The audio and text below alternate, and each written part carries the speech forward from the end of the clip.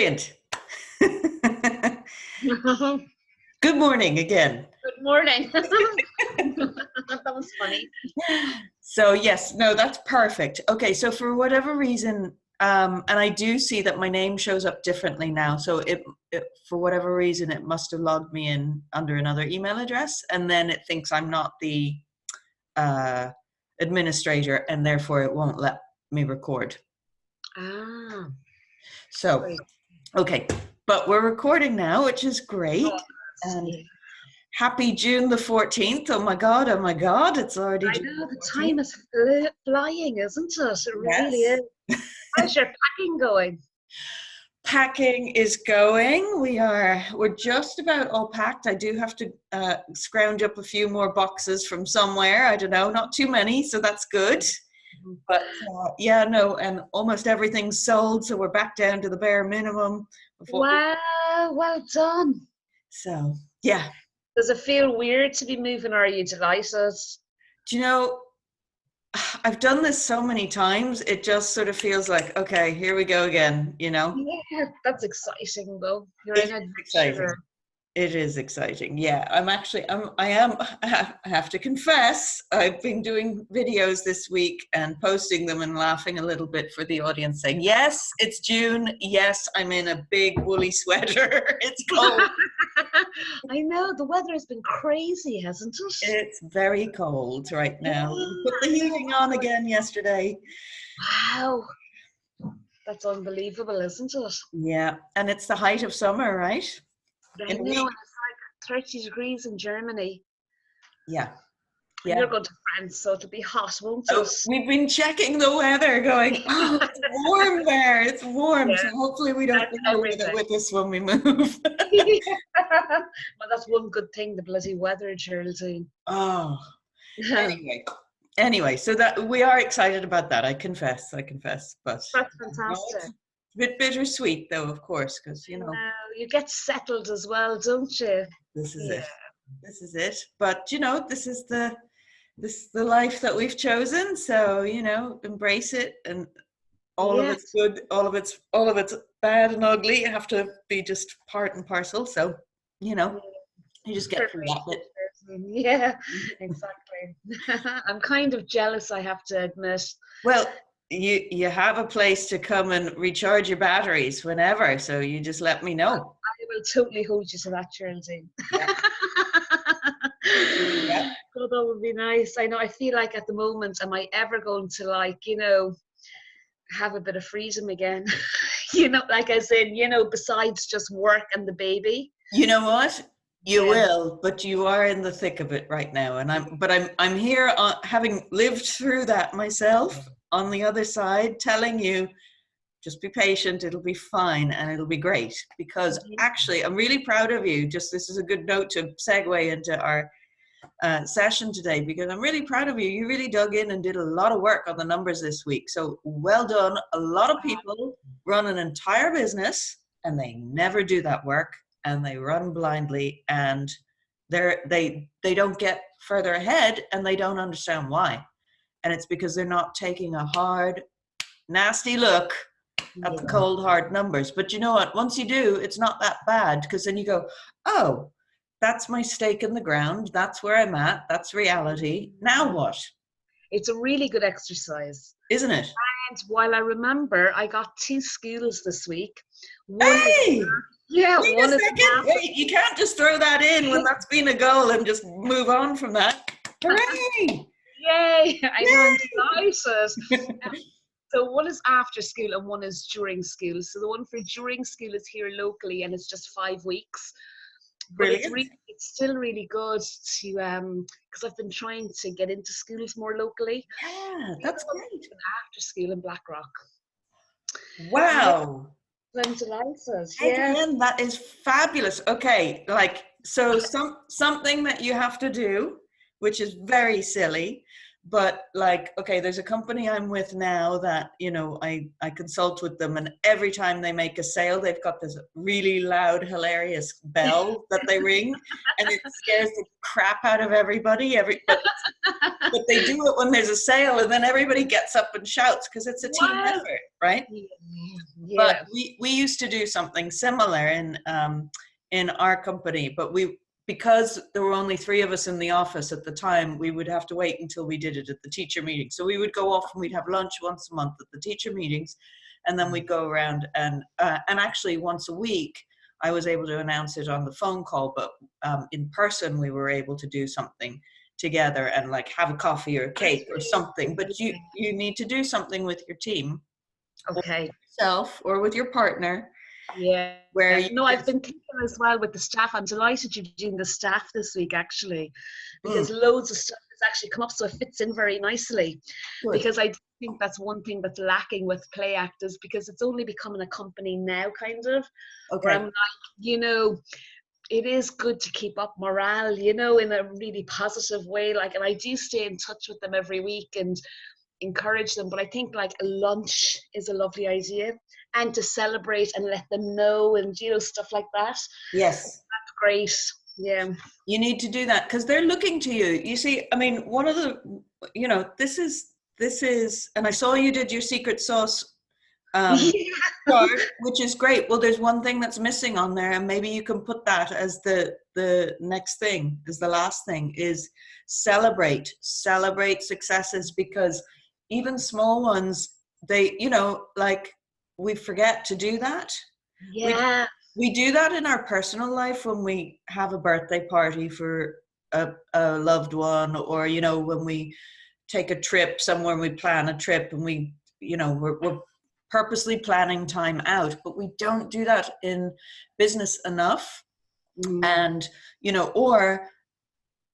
or in companies, if somebody works in a larger company, maybe one group in the company does it, but it's not like a company-wide thing often. And so there's this disconnect that happens. But it's really important to let people know, you know, when things actually go right, that you acknowledge that. And they're looking, the only person who that can actually come from is the top person, because you set the tone, you set the pace, right?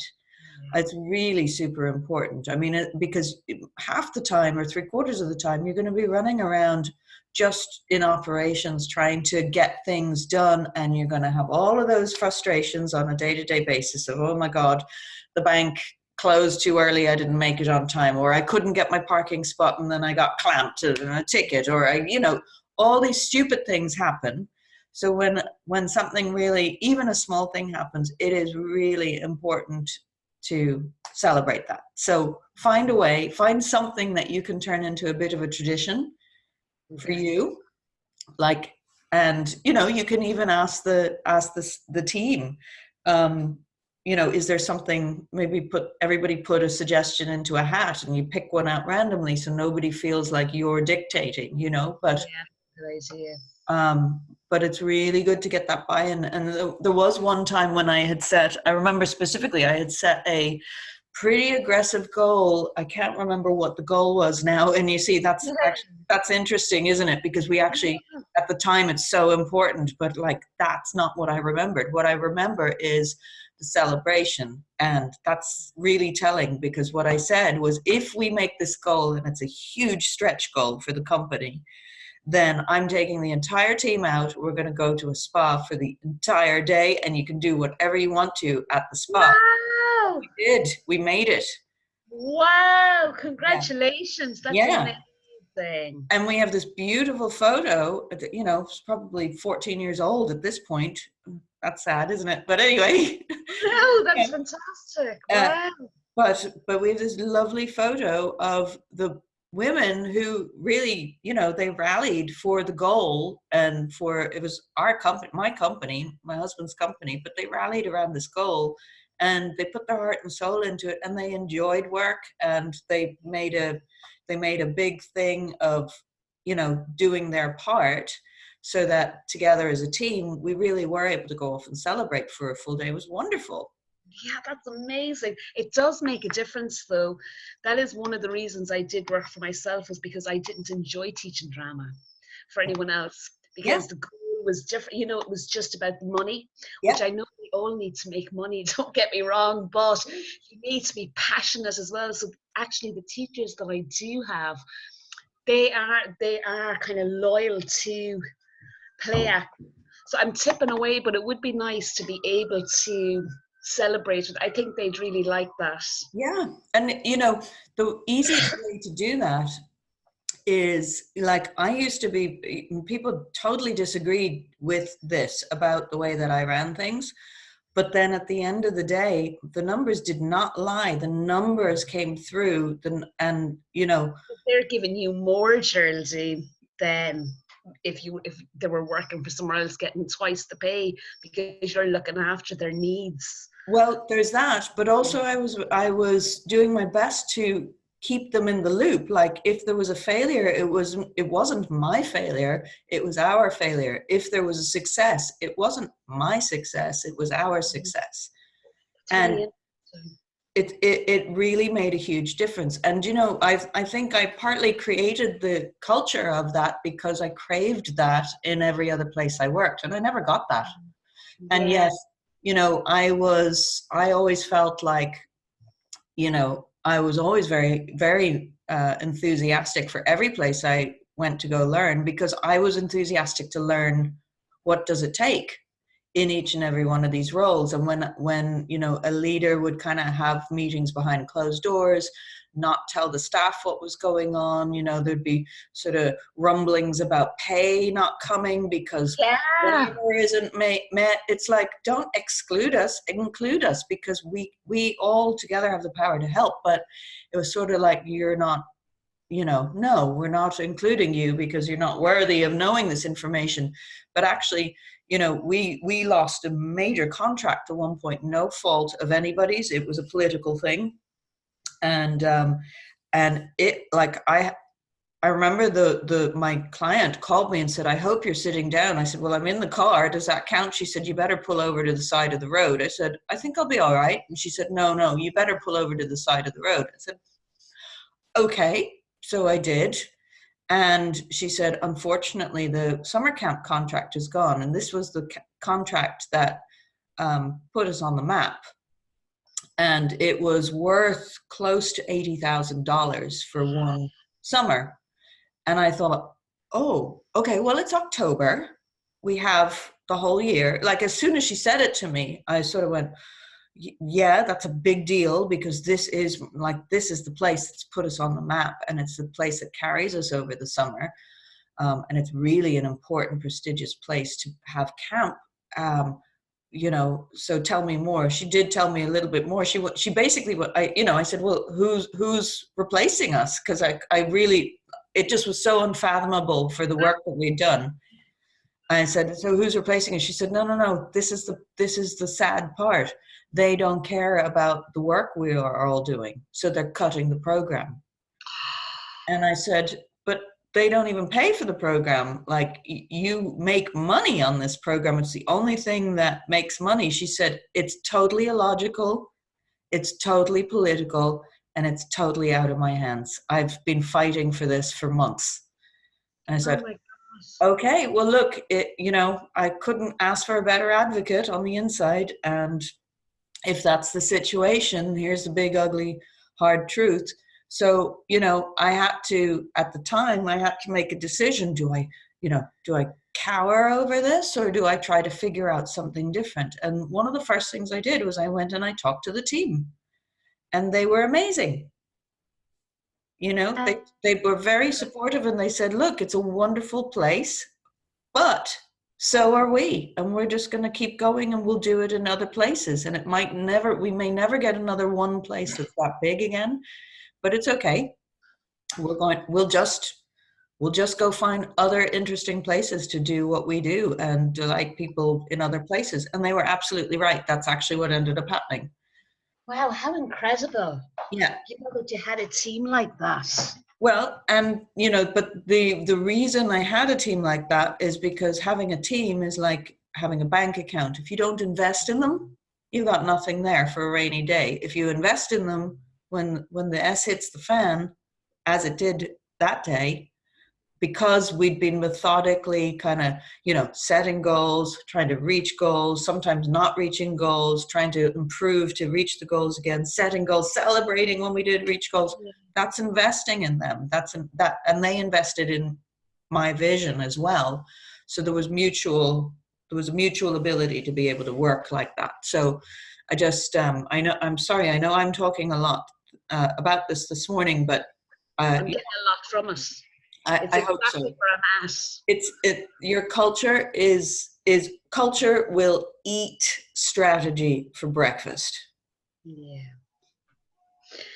The thing that's catching me with staff is because they might be working like 2 hours on a Monday, 2 hours on a Tuesday. Yeah. So then they tend to have like full-time work like somewhere else, so they are loyal, but it's only like a certain amount.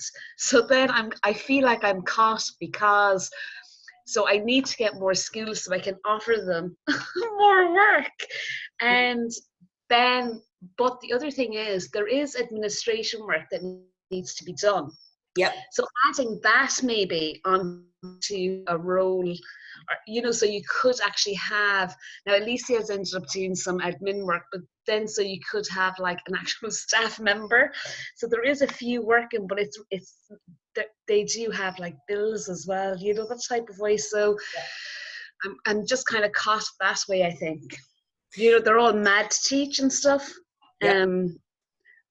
But I'm only able to offer a certain amount of hours. I understand. And here's the hard, ugly truth. That's always going to stay the same. Okay. Unless something drastic happens, like you get very creative and you are able to, and we were able to do this. Now, I don't know what the standards are here, and I don't know any of the mechanisms within school. It may be very hard to do that here, but unless there's some way that you can contract with a school that you place one of your teachers in a school in a full-time drama teacher role. In other words, you place them for the same job that you did when you used to teach in a school, but you are the person who actually, you're the entity that pays them. It's not the school that pays them. I know here that is strange, because a strange way of thinking about it, because I know that teachers tend to get paid by the state here. Yeah. They do in most places for public schools, but perhaps, so maybe there's even laws where you cannot do that. I don't know. There aren't laws in the States where you cannot do that. You can actually place contractors in a role as long as they have the teaching qualifications. They can do that, but that's one way of doing it. Yeah. But frankly, it took us about 5 years in business before we were able to land a couple of those. And even when we did, I placed my best teacher in there, and they were still able to make changes at the end of the contract that I was not, she wasn't getting pensionable things. And she was probably getting a little less money than she would have if she'd worked for the state. On the other hand, she also did not have to do all of the sort of necessarily all the kind of crazy paperwork and meetings, because she wasn't part of that staff. She did have to do grades for them, because that was part of it. Like, she's actually the teacher from the children's standpoint, and from the parents' standpoint, they had no idea that this person was not a staff member. Oh, wow. But I was almost like a niche agency that only placed art teachers. So that's one way of doing it. But again, you'd have to check with the laws here, and then maybe it doesn't work anyway, because maybe somebody doesn't want that deal. The reason it worked with us is because the school didn't have enough work to place an art teacher for 5 full days, the 7 a.m. to 3 p.m. schedule, or whatever the hours were at the school, but they did for 3 days. And so they were able to pay me properly for her, and I was able to, you know, make a little bit of margin on her, but keep her very happy, because she was happy because she got to do something else for her other 2 days, but it was enough work for her that she loved. So, you know, there's always a creative way. And if a public school doesn't work, private schools tend to have more flexibility. New schools that start up always seem to be much more, have an ear open to that kind of thing, because they didn't have established processes yet. Yeah. And as long as you delivered quality, you're fine with that. Now, that's only one thing. You're absolutely right, though, about the admin hours, but the admin hours are tough. Like for us, we had a very large organization, and I did have 2 people in my office, and I did have them both for 20 hours a week. And I thought about combining them to be one full-time person. And I thought, you know what? 2 people actually come with 2 totally different sets of complementary skill sets. And they actually, when I'm not around, because I'm running around trying to do more sales, or, you know, coaching someone, or doing a talk somewhere, or whatever I'm doing, they are still working together, and they're not feeling isolated and lonely. They're able to carry on the mission because they know what the mission is, and they keep each other going. So, you know, I looked at trying to up the hours for one of them all the time, and eventually I lost her. And I lost her because it wasn't the hours as much as it was she had a chronic illness, and she needed certain medical insurance, and I wasn't even able to provide that for anybody. So she kind of hung on as long. She's one of my closest friends still. Like, I went and stayed with her when we were just back in Texas. So, I mean, we deeply love each other and respect each other, loved working together, you know, but at the end of the day, there's none of that is going to really, as you say, pay the bills, take care of the basic, you know, in her case, she needed basic medical stuff that was beyond my ability. So she had to go get a job with, you know, medical benefits is what it boiled down to. And the other thing is then, like, I work from home as well. You know, it's hard to get people to work, you know, because that's where I'm at the moment. Yep. So, like with Alicia, because she lives really local, so she kind of works out in the sense of, you know, she'll come here, I'll give her a list of stuff that needs to be done, and I give her a deadline, which is every Friday kind of thing. Right. But what I learned from having her, because I haven't had like anyone do anything else, is her strong suit wasn't like writing an email or writing, you know what I mean? Like, I had to correct everything. So I learned the hard way. But where she was good is like posts and videos and Facebook and stuff like that, you know? So I had to kind of learn what she was good at and use that, you know? So that was a good learning lesson for me. Excellent, excellent. And, you know, as you work with more and more people, you'll get more savvy about being able to ask poignant questions to get them to tell you what their strengths are. There's also actually, I did do a video on it yesterday, but I have to reshoot the video because my son, lovely son, came back in with all the groceries right in the middle of it and clanked about. So I have to reshoot that video and post it today. But it's a video about finding your big idea, and the very first step is kind of know yourself. And there's an assessment test that is excellent.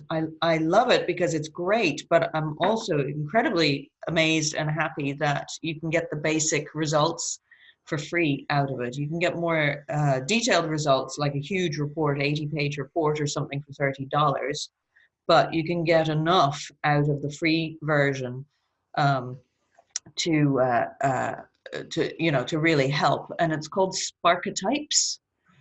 So that might be Sparketypes. So it's spark, and then letter E, and then types. Okay. And I've done a post, I put it up on my website too. So I'm going to start spreading the word about this one. I got in touch with them and they said, yeah, please, you know, feel free to tell people about it and spread them over to take a look at it. But it's just really it takes about 20 minutes, so it's a little lengthy, but it's really, really very good. It tells you two sort of major motivators of your personality, what fires you up effectively. So you can kind of tap in for your guys about, not just what they're good at, because sometimes what somebody's good at is simply they're good at because they've fallen into it and they continue to do it, and therefore anything you do repetitively you can get good at. But it doesn't mean that you love it, and it doesn't mean that your heart sings when you do it, and it does not mean that you will do it forever and ever without pay. Which as an employer, there's a few things here that you're on a tight wire, because you have a perpetual sexy job offer. However, it's sexy part-time. And so you're always going to be on a tight wire with this kind of a business for most of your staff, and maybe not all of your staff. As we talked about, there are a couple of ways. You add some admin work for one, you find a full-time contract for another, as a full-on teacher in a school somewhere. But most of them, they kind of have to earn those rewards from you, right? Yeah. They're going to have to prove themselves. You don't want to risk yourself. If you find a juicy contract, there's no way you're going to put a newbie person in who you've never worked with before and haven't tested to make sure that they're not going to disappoint you on an enormous contract. You're going to put somebody in there who's earned your trust, basically, and that's how it goes. So so it is a meritocracy that you're running, but you're giving everybody an equal opportunity to prove that they have the chops, that they love what they do. However, the hardest thing to do is to get rid of a bad person. Yeah. Well, I'm in that situation at the moment. So let's talk about that in just 1 second. Because that is really, really important. It's a very vitally important thing for team building. But when you're first bringing in bringing in a new person or considering a new person, and August, September is when you're starting to think, starting to bring in new people, right? Because you've got new classes and all of that. Have your secret sauce process, not just for marketing, but also for hiring and also for training. Okay. So one of the things that you might do is lots of people will get a resume, they'll have a phone call, maybe then they'll schedule a meeting in person. If they like the phone call, then they might say, okay, give me some of your references. And then you call around to, 3 references, and you think, oh, well, that sort of group of information sounds like that person will be okay. I'll give them a shot.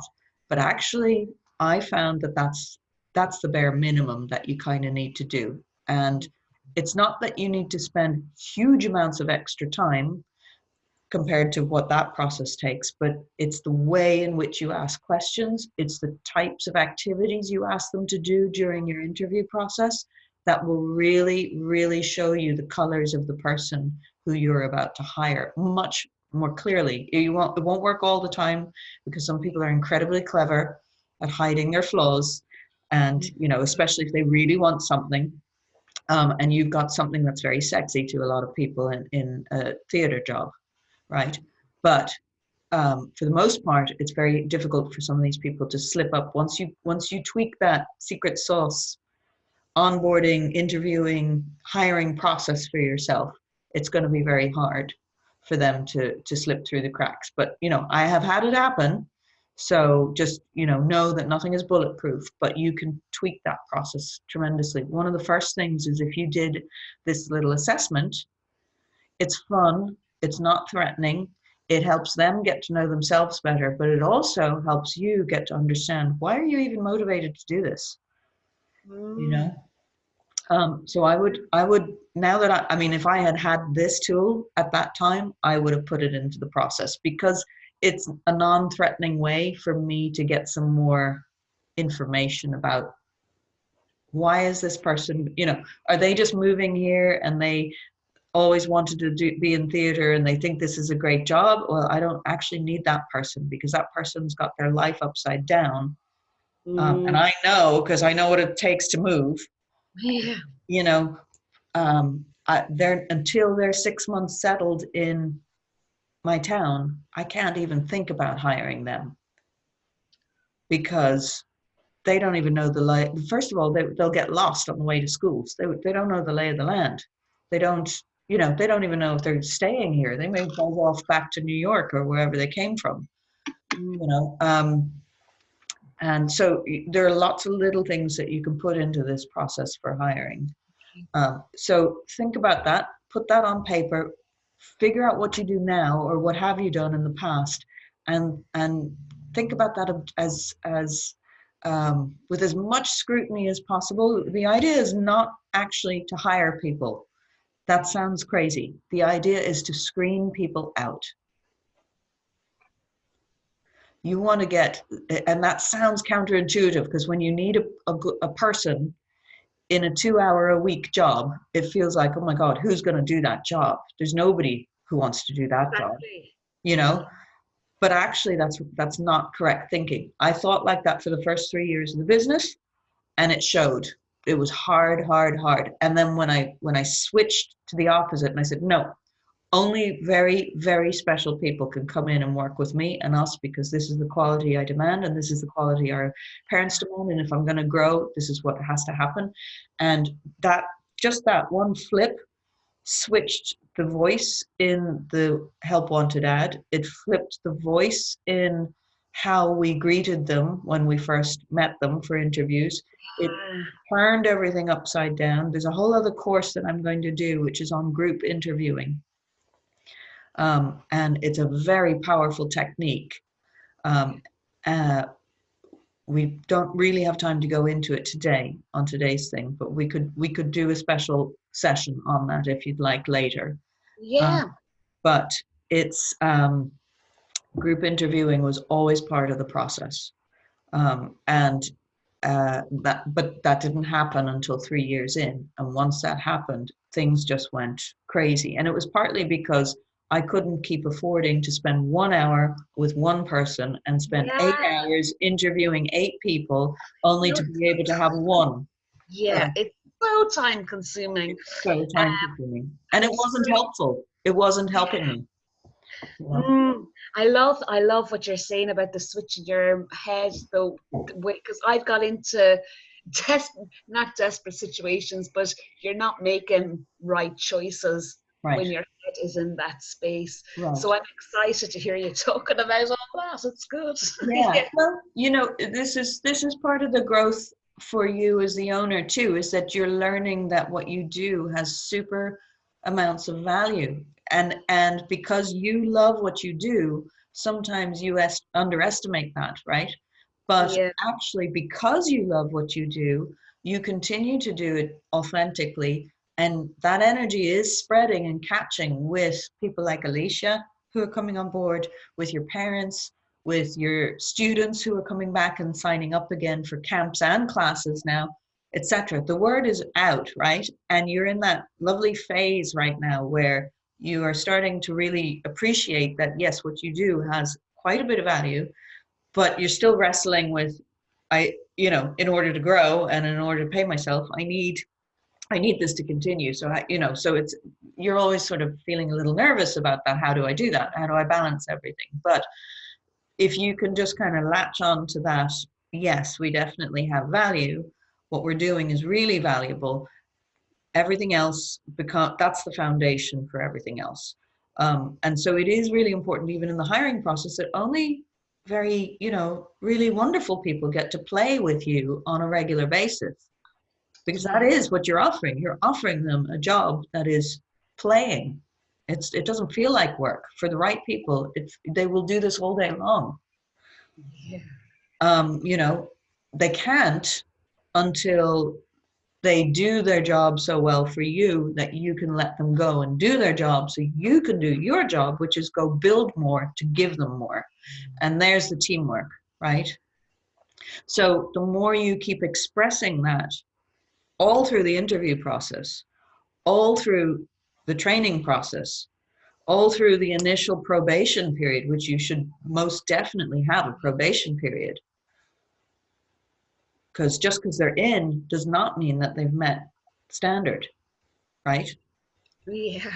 Okay, so it's still up to them. They still have to work at getting better and better. And the you set that tone, you set that pace as the leader. So it's it is important for you to know that, you know, sometimes people don't meet the mustard, but there are some reasons that you can flag in the beginning before you even take them on and before it gets messy, such as this person just moved to town, they're all bright-eyed and bushy-tailed, they're very excited, they were on the stage in London. Well, that's wonderful, but you're not in a good position right now because you haven't even figured out your apartment and your living situation. Until your income is stable and you've figured out something for yourself, this is not an income producer for you.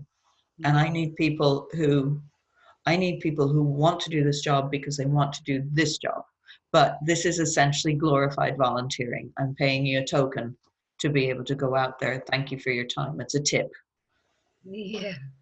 But you kind of have to speak to people like that, because if you don't paint the realistic picture for them, they're going to imagine things. And even when you do say the reality of it, sometimes they don't hear it, which is also why a group interview is very powerful, because the group will hear it and the one individual can't get away from hearing it.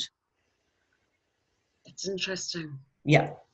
And so there's so many great dynamics in that group interview process. Again, it's a lot to take on board, and we don't have the time today, but we will do a session specifically on that because it's a very powerful technique. Okay. But it's only one step in that process, right? So homework for you on your staffing is, I want you to think about your onboard, like even before you onboard anyone, what is the message that you're sending out to job boards? What is there's even a message. The money that you pay somebody is also a message, right? What price are you paying? If you pay, I don't know what the going rate is for a teacher here. I know in Texas, I would compare notes and I'd look at the help wanted signs for all of my competitors, and I would kind of average somewhere in the middle. Yeah, that's exactly what I've done. Okay. As well. So we'll say the after schools, because they run for a shorter amount of time, and because I wasn't charging them the full amount, so it was €25 per class. And then if it was over 12, it was €30 an hour. As for the other classes, would start at €30 an hour. But it's hard to, like, it would be lovely to have a scale where you could incentivize teachers, but I haven't got that far yet. That's okay. That'll come. And you see, we're in a lovely position here again, just to anchor us in time, June the 14th, 2019. But you're in a lovely position because June, summer camp is probably about to start raging for you, and that's great. However, you're looking ahead to the full year, getting ready for the full year. And the great part about this time of the year is it's always an opportunity to do two things: raise your prices and review your hiring. Okay, and you do need to look at that, and that includes how much you pay people. Now, it's tricky because if you've already set a precedent, you can't really go backwards on people, because that'll just make them resentful. Of course, yeah. Right? But what you can do is you can grandfather good people in at that rate, or existing staff at that rate, and you can say new people have to rise up to earn that. Right? And so, I'm not encouraging you to cheap out on your teachers, but it's expensive to hire and train and get good people to stick with you. And so it's worth looking at that to see, are you kind of paying at the higher end? Because from my perspective, you're charging at the lower end per hour for your classes. So why are you punishing yourself that way? So you know, or the company. Again, think about, even though Play Act is your idea and your baby, it is its own separate entity from you. You've created it so that it is, and all of you as a team are all working towards making sure that this entity is in a good symbiotic relationship with each and every one of you, to be able to allow you guys to keep doing the work day in, day out. And that includes paying you properly, right? It includes paying Adrienne, it includes paying the teachers. But not every teacher is built equally. You know, some have mad skills at, as you say, at promotion, and others are amazing with the students, and just no matter what they do, their classes keep building enrollments, Yeah. etc. And you're right, there's an interesting way of thinking about it. We never did pay a different rate depending on the class size, whether somebody taught 5 people or 20 people in my class, they always got paid the same rate for And I me. would have done that too, but the girl, Sive, she does motion to motion. I met friends with her a few years ago, which was great because there was no competitive, and she shared loads of ideas with me. So Yeah. she did that, so I just copied her.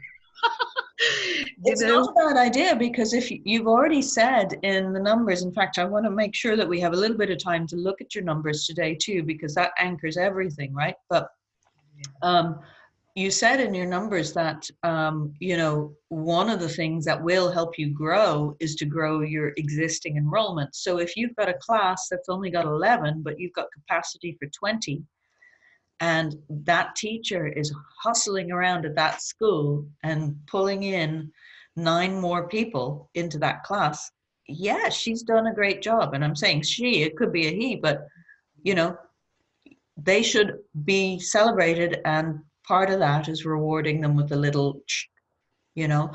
The trick it is, though, sometimes it's hard to know, are they doing that work or is it teamwork? Because over time, what will happen is and so you need to be thinking like this is chess, right? In the future, it may be everybody's collective efforts now mean every single class is always at a waitlist capacity. So do you automatically reward them for something that they actually haven't done? Yeah, I know, it's really tricky. Right. So, you know, so just think about that, because there are ways of doing that. What I did was I realized in my numbers the biggest difference that made a difference from my teachers being decent to becoming good to becoming great was actually the quantity of hours that they put in with me. Wow. Like working with you. Working with me. And let me qualify that, because I made the mistake and said in the beginning, if you're with me for 90 days, you automatically get a bump at 90 days. But what happened was there'd be one person who'd teach 1 class a week. There'd be another person who would always volunteer and say, you know what, I'll rearrange my schedule and I'll add a 4th class in for every week. And I really want to do this. So here's somebody who's teaching literally 4 times the amount, getting 4 times the practice, and is getting the same raise as the person just because they both hit a 90-day mark. So I realized I had that wrong. They were working with you for 90 days, was it?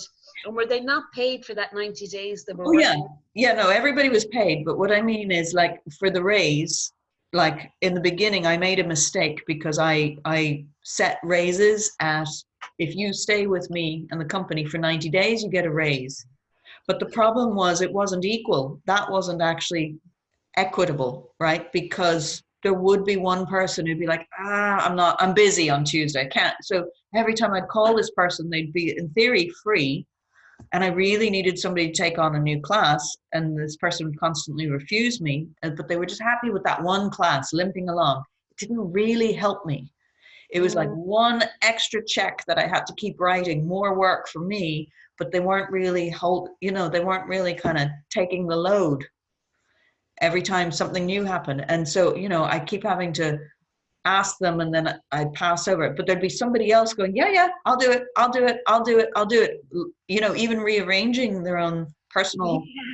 things, helping by taking on more of the load. And at one point it literally did happen where I looked and I was like, oh man, it's December, both of these guys are due a raise, but this person has refused me every single week, and she's actually only taught 12 lessons. This person has taught 48 lessons. Wow.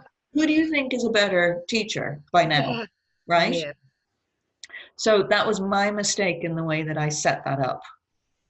You know what I mean? So you really, like, every little scenario that you can think of, you're not going to think of everything, but you've got the benefit. You've done the smart thing. You've hired me as a coach. So you've got the benefit of somebody who's done this before, and you don't have to wait years and years to make these changes. You can be thinking about them and deciding, you know what, I do want to incentivize people, but I'm not going to do it that way, but I am going to do it this way. And what do I really want to incentivize? Because I was thinking, oh, well, the more time they spend with me, but I wasn't thinking about the granular amount of time they were spending with me. And it became obvious at the end of that particular first, that semester with those two people, like, oh, yeah, of course, I should have thought of that.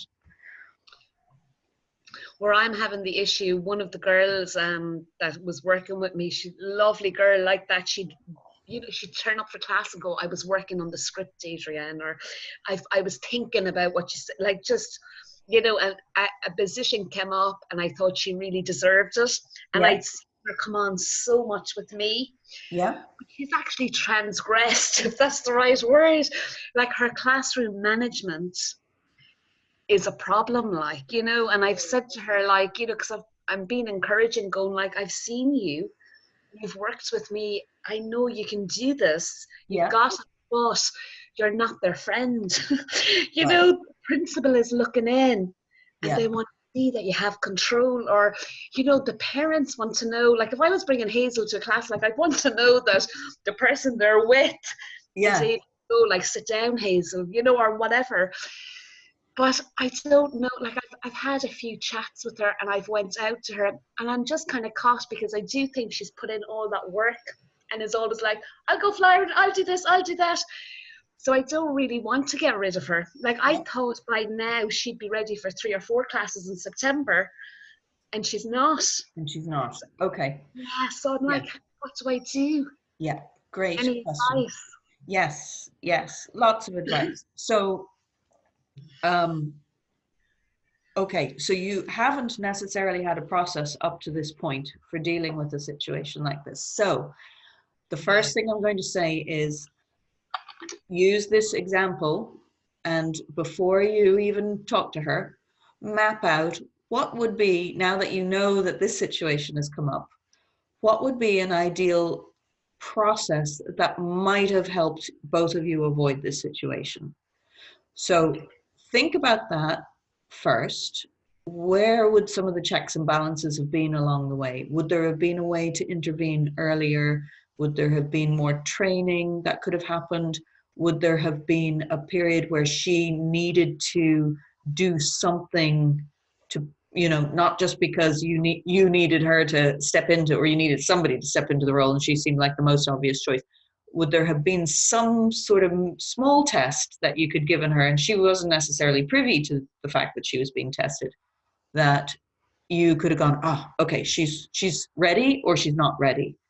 But if you can kind of think about a process that, if you had it to do over again now that you know what you know, what could you have put in place that might have made a difference, so that you would be feeling today, woohoo, I'm really excited to give her 3-4 classes in September.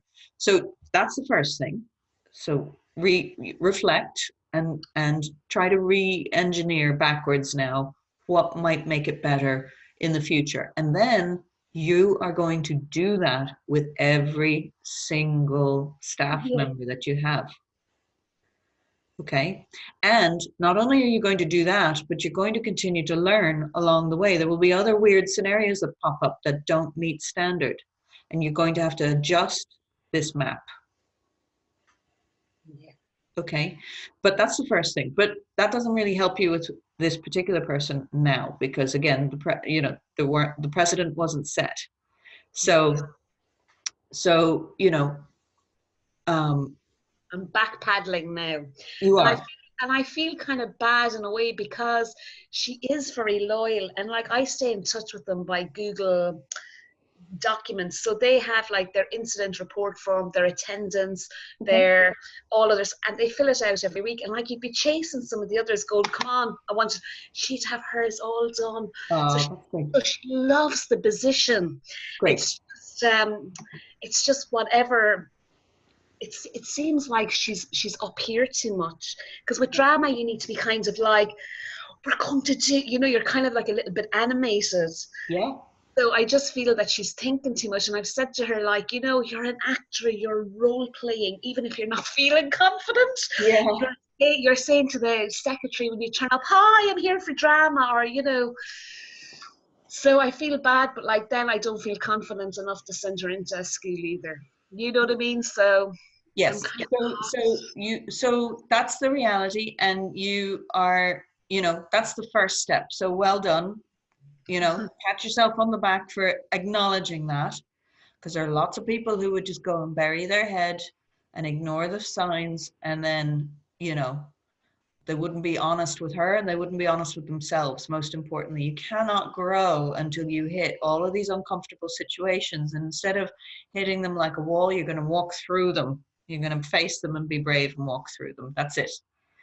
But you both respect each other, because you've already here's the good news, you set up the precedent that you do deeply respect the work that all of your guys and gals bring to you and bring to the kids, and that's great, and they know that. So remember, I was saying earlier about it's a bank account, and you have invested a bit in her. yeah.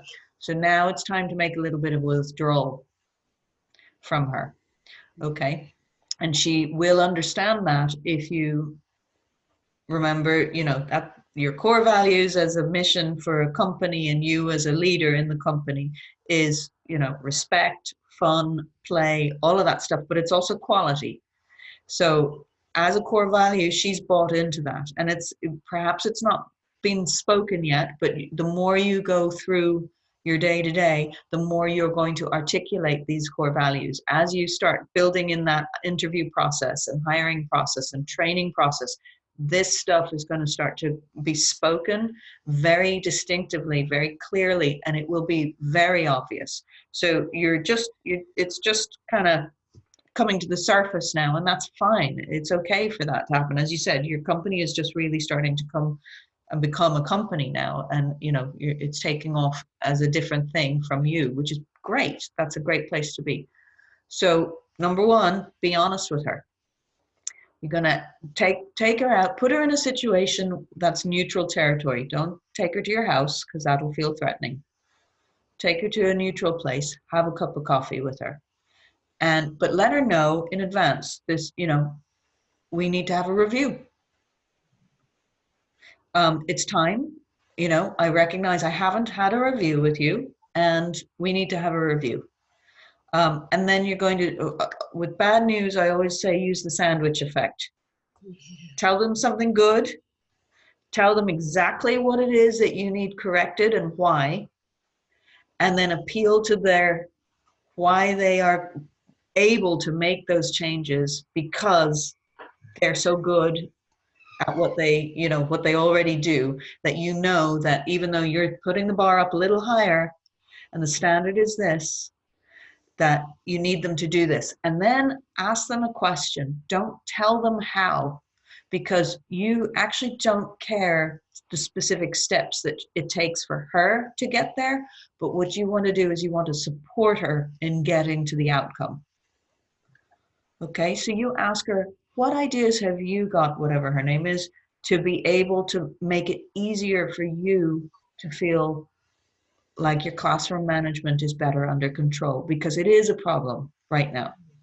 And it will actually become more of a problem, because you're doing such a nice job with getting people excited, and the fact that you are excited and so so willing to do this great work with the kids all the time, that it's actually going to make both of our lives a little more difficult if we don't get this piece straight now, because there's going to be more and more enrollments, and it's going to make your job even tougher. So what can I do to support you, and what ideas have you got to get better at being able to do this?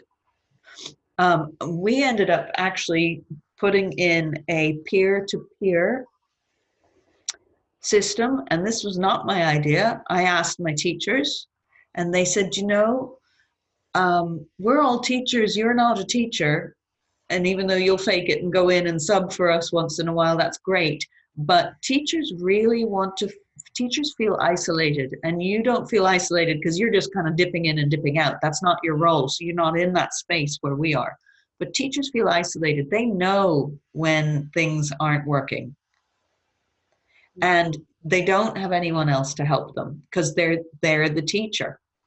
And they're faced with 10 or 15 kids or 20 kids, and you know, maybe they're tired, maybe their grandmother just died, maybe all these things are going on, and they're isolated, and they just need a little support. So one of our teachers, she was actually half teacher and half admin for me. She said, we need a peer support group. I said, okay, so how does that work? And she said, well, I think that the reason why the turnover is happening so quickly, we really saw that there was within the first 3 weeks of every semester, we'd get this mad rush of hiring going on. We think we had great teachers in place, and then we'd get 50% turnover. And it'd be like, oh God, by lesson 4, you know, now we've suddenly got holes in like 8 different places, like, scramble, who can we find, you know? We've just trained up all these people, and now they're gone, and we don't have enough possible people to cover. So we'd all be running around subbing for people until we could hire some more people and start it all over again.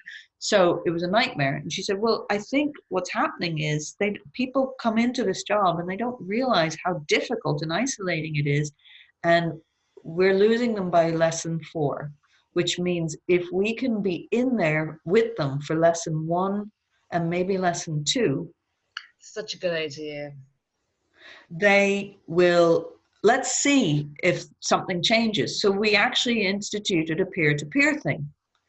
Wow, that's such a good idea. It was actually very difficult to administer for me, because of course me as the administrator, I'm thinking, now I have 2 teachers in for 5 kids. Like, how am I going to pay for that? You know, yeah.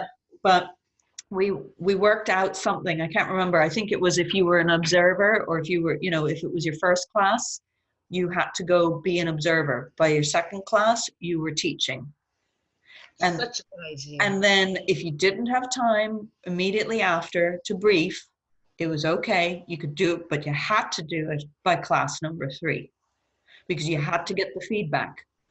And it would get the tips. And we saw our teacher retention rate just went through the roof in terms of, it was like putting a plug in the dike, like the water stopped gushing out, and all these people stuck around. They got through the hardest lessons, which are, day 1 of the job, and then day 2 of the job. Yeah, that makes sense. I think that's exactly what's happened to Mary, because it is intimidating going into school. I know myself, because I'm in and out of so many of them, that I would have been, if you're going into, there's all the stuff that's going on in the school before you arrive. Yeah. And then a lot of schools are just like, it's the drama teacher. They don't even class you as a teacher. You know what I mean? Like, not all of them, but you know yourself. I've been in staff rooms where they haven't looked at me, so there's all different dynamics. And I think that's what's knocked her confidence, actually. I think you've hit the nail on the head. Yeah. It's a confidence issue. And, here's the thing that we also learned. This is a tip within a tip, is that every single time we had 80% of our teachers were she, but every single time she goes out to a new teacher, goes out to a school, it is her first day. Yeah.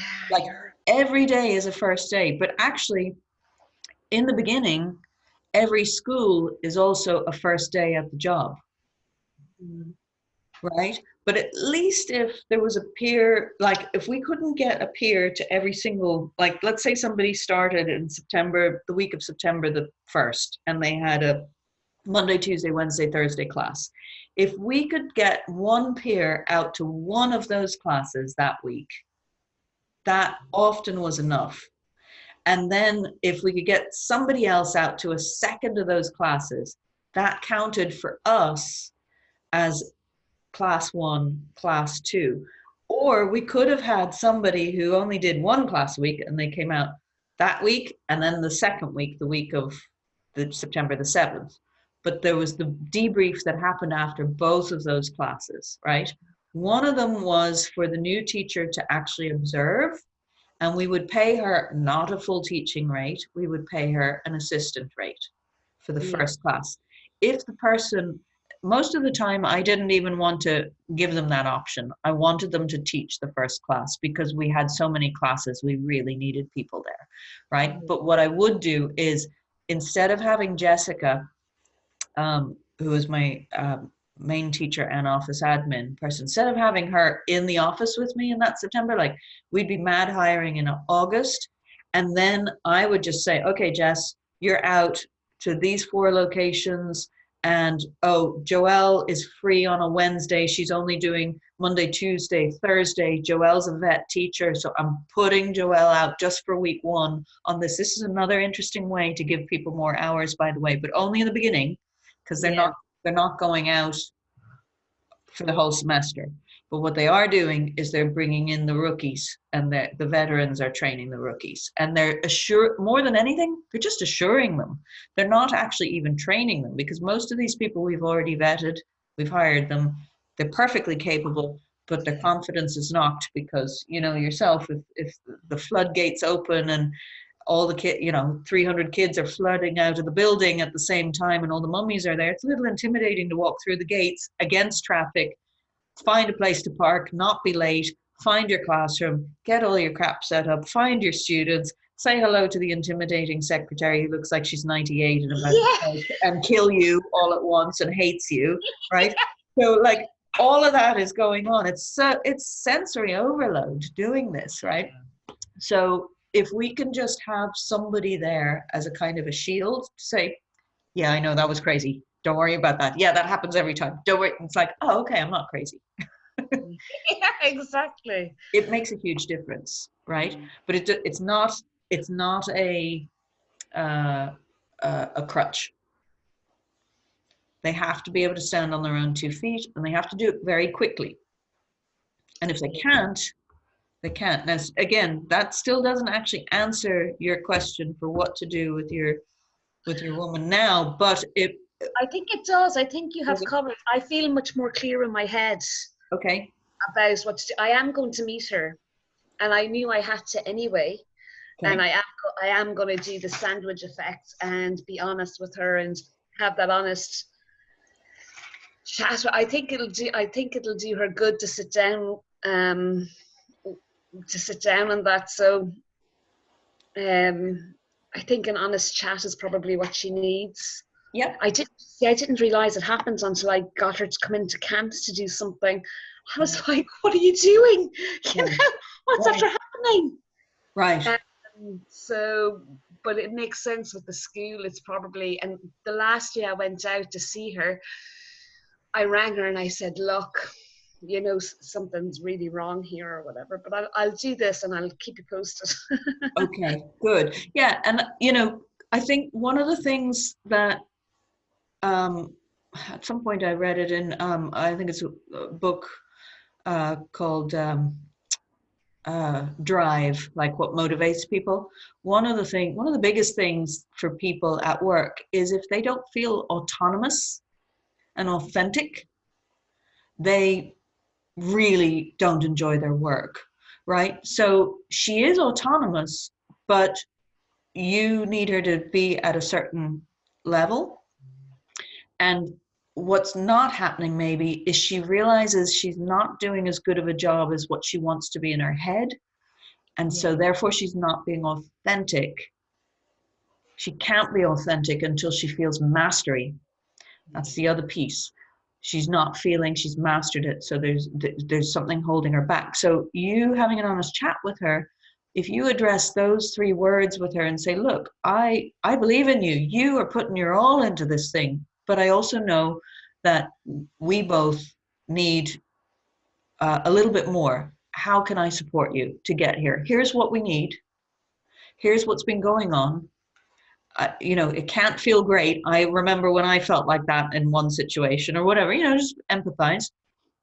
Is there anything I can do to support you?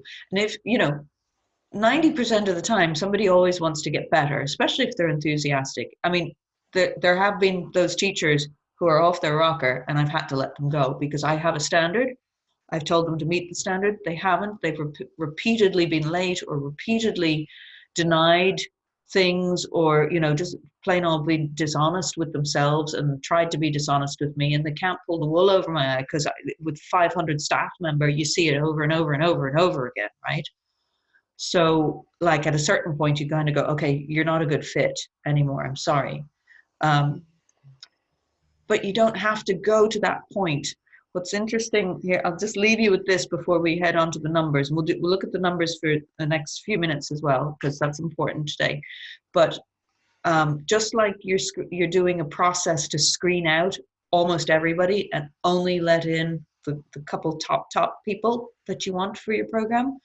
On the other side, when people aren't consistently making the grade and you have done things to support them, you're going to actually write down the fact, the date, and the topic of conversation that you have with this young woman. You're going to put it on a piece of paper after you meet with her. You're going to summarize it, just has to be one piece of paper, and you're going to put a folder together with her name on it, and you're going to put this piece of paper as a record of your conversation with her in it. You're going to document this.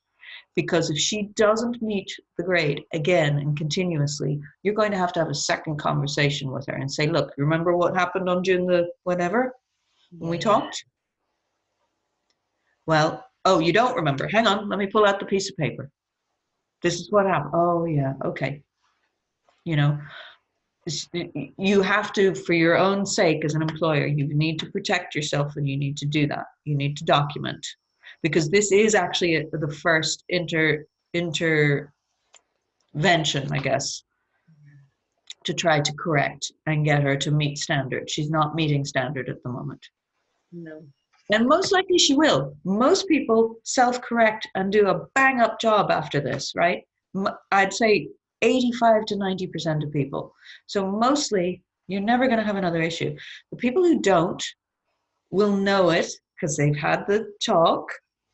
If you have a second talk with them, there's only one more strike. And if you have to have a third talk with them, that third talk is to say, sorry, you don't make the grade, I'm letting you go, right? So there's only 2 talks on the same topic. Now, you can't have a talk on one thing and then she's doing something completely different and then fire her, because that's actually illegal. You have to have, if she's not making the grade on classroom management twice, and you've supported her, and you've talked to her about it, and you've checked in with her, and you've documented all of that, by the 3rd time, you are within your rights to say, sorry, you're not capable of doing this job, you don't meet the standard, right? But you can't have it be a conversation about classroom management, and then all of a sudden it's lateness. It has to be two of those in a row that don't get corrected, right? And I did have somebody who was always late. She was a great teacher. I had to let her go. And it broke my heart. And she cried and she cried. Well, guess what? We're friends on Facebook. It was one of the best things that I ever did for her. I actually visited her in the hospital too when she got sick, when she was still on board and still in the middle of between my 2, you're late, first conversation, the second conversation. She got sick, something fairly serious. And, I really love my staff. I did not want to let her go. So she didn't have a leg to stand on. She just needed to show up on time, and she wasn't making grade. But she was young. She learned from that. And, and she respected the fact that I held her to task on that, because she understood what we were building, and she understood she wasn't pulling her weight. So most people are, even though she cried and protested, it's embarrassing. You get it. It's like, it's okay. You don't have to cry. I get it. It's embarrassing. I know, it's all right. But, you're in the lovely position of being a drama teacher. So you've got loads of empathy. You understand empathy. And it's a really disarming thing for your staff. So mostly you're not going to run into these issues, because mostly they're going to want to self-correct. But when they do not self-correct, you've got to have those documents in place. And I was just going to say, what ends up happening is the guys who realize fairly quickly that you mean business, and they're kind of horsing around, and they're sort of like buying their time to go find whatever they think is a better offer. They often end up self-selecting and firing themselves. So I only ever had to fire 4 people. Wow, that's incredible. Because everybody else quit because they realized they didn't make grade. That's fantastic. Wow. Okay. So mostly you really, you have to have some uncomfortable conversations, but mostly these are very positive conversations. And usually they're really like, when you tell somebody in a respectful manner and in an empathetic manner that they're not making grade, but you use that sandwich method, and you praise them in the beginning, find something, there's always something good that somebody's doing. Yeah. Find that, latch onto it, and let them feel good, and then deliver them the solid. This is the one thing though that we're here to talk about, because unfortunately this isn't working right now. Help me. I really want it to work. What can we do? What have you noticed this? So give them the floor. Let them be the ones to tell you. And three times out of 4, they're going to spill the beans like, oh my God, it's such a relief that you mentioned this. I didn't know how to bring this up. Right? Quarter of the time, you're going to have somebody feisty who's self-defensive and brr. But you have to just sort of gently kind of go, well, I understand you feel that way. And I know it's a little awkward of a conversation, but actually we're a team here. And this is why I'm telling you this, because I see so great potential in you. And, you never compare them to your other staff, because that would, but you say, the standard is this, we need this to be this, and here's why. And when we first got involved together, this, if it wasn't explicit, I'm making it explicit now. This is why.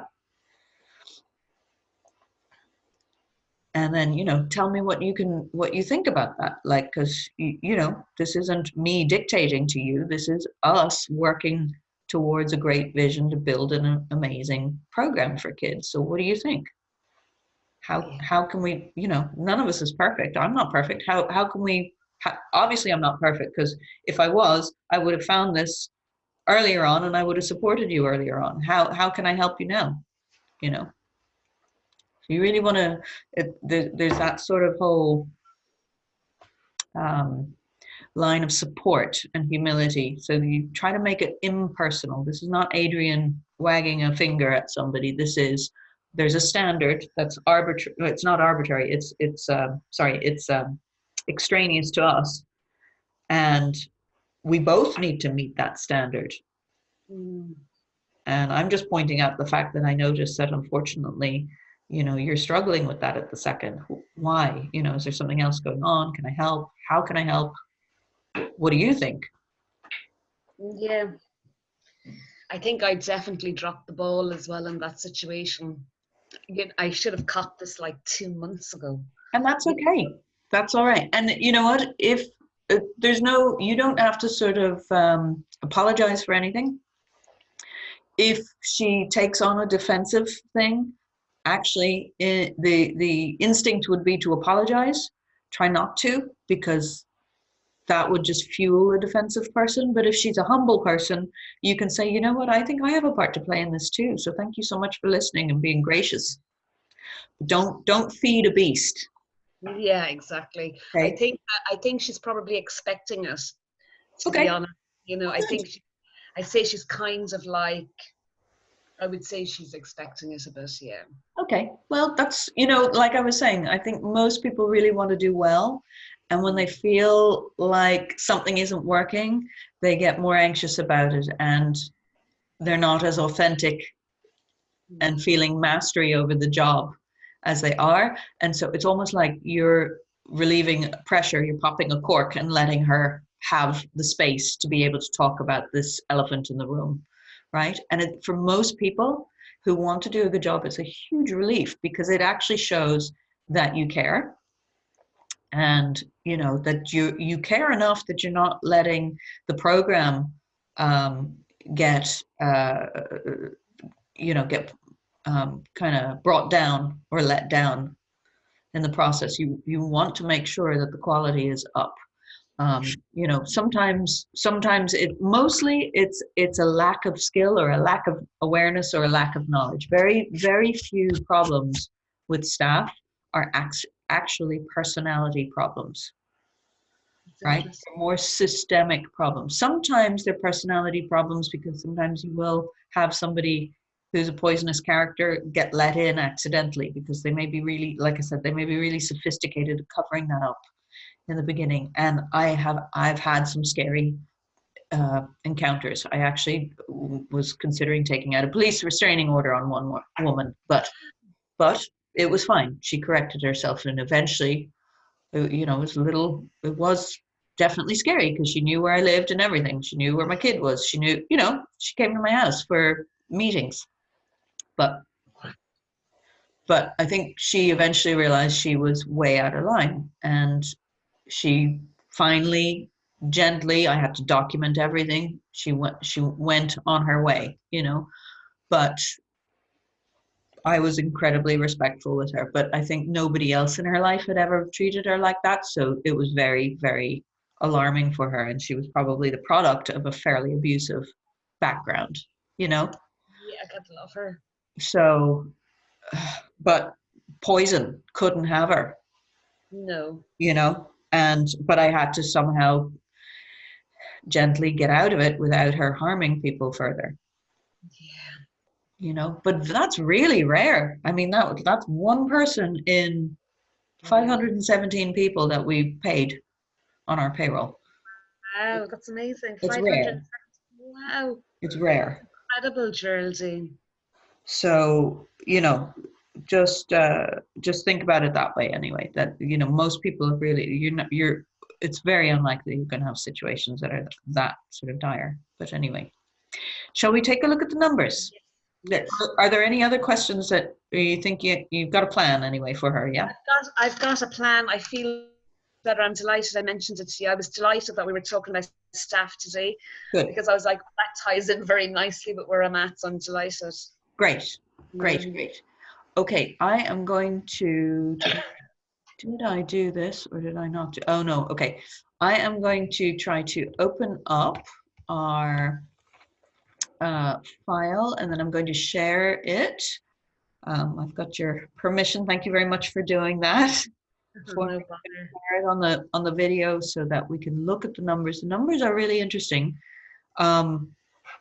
Always, because as my husband says, the numbers just never lie. But what I love about looking at the numbers, although it's a little scary in the beginning, is that they ground you. You know exactly where you're at. You're looking reality in the face, and then you're able to make a plan from there. And that's, you've heard it probably a million times these days now. People are all talking about data, right? And that's the thing. Once you have the data, once you really look at, your numbers, which in this case is our data, you have a sense as to what to do next. And it's not just willy-nilly. It's, it's informed. It's not guessing. So I'm going to go ahead and share my screen with you. And you let me know when you see the document pop up.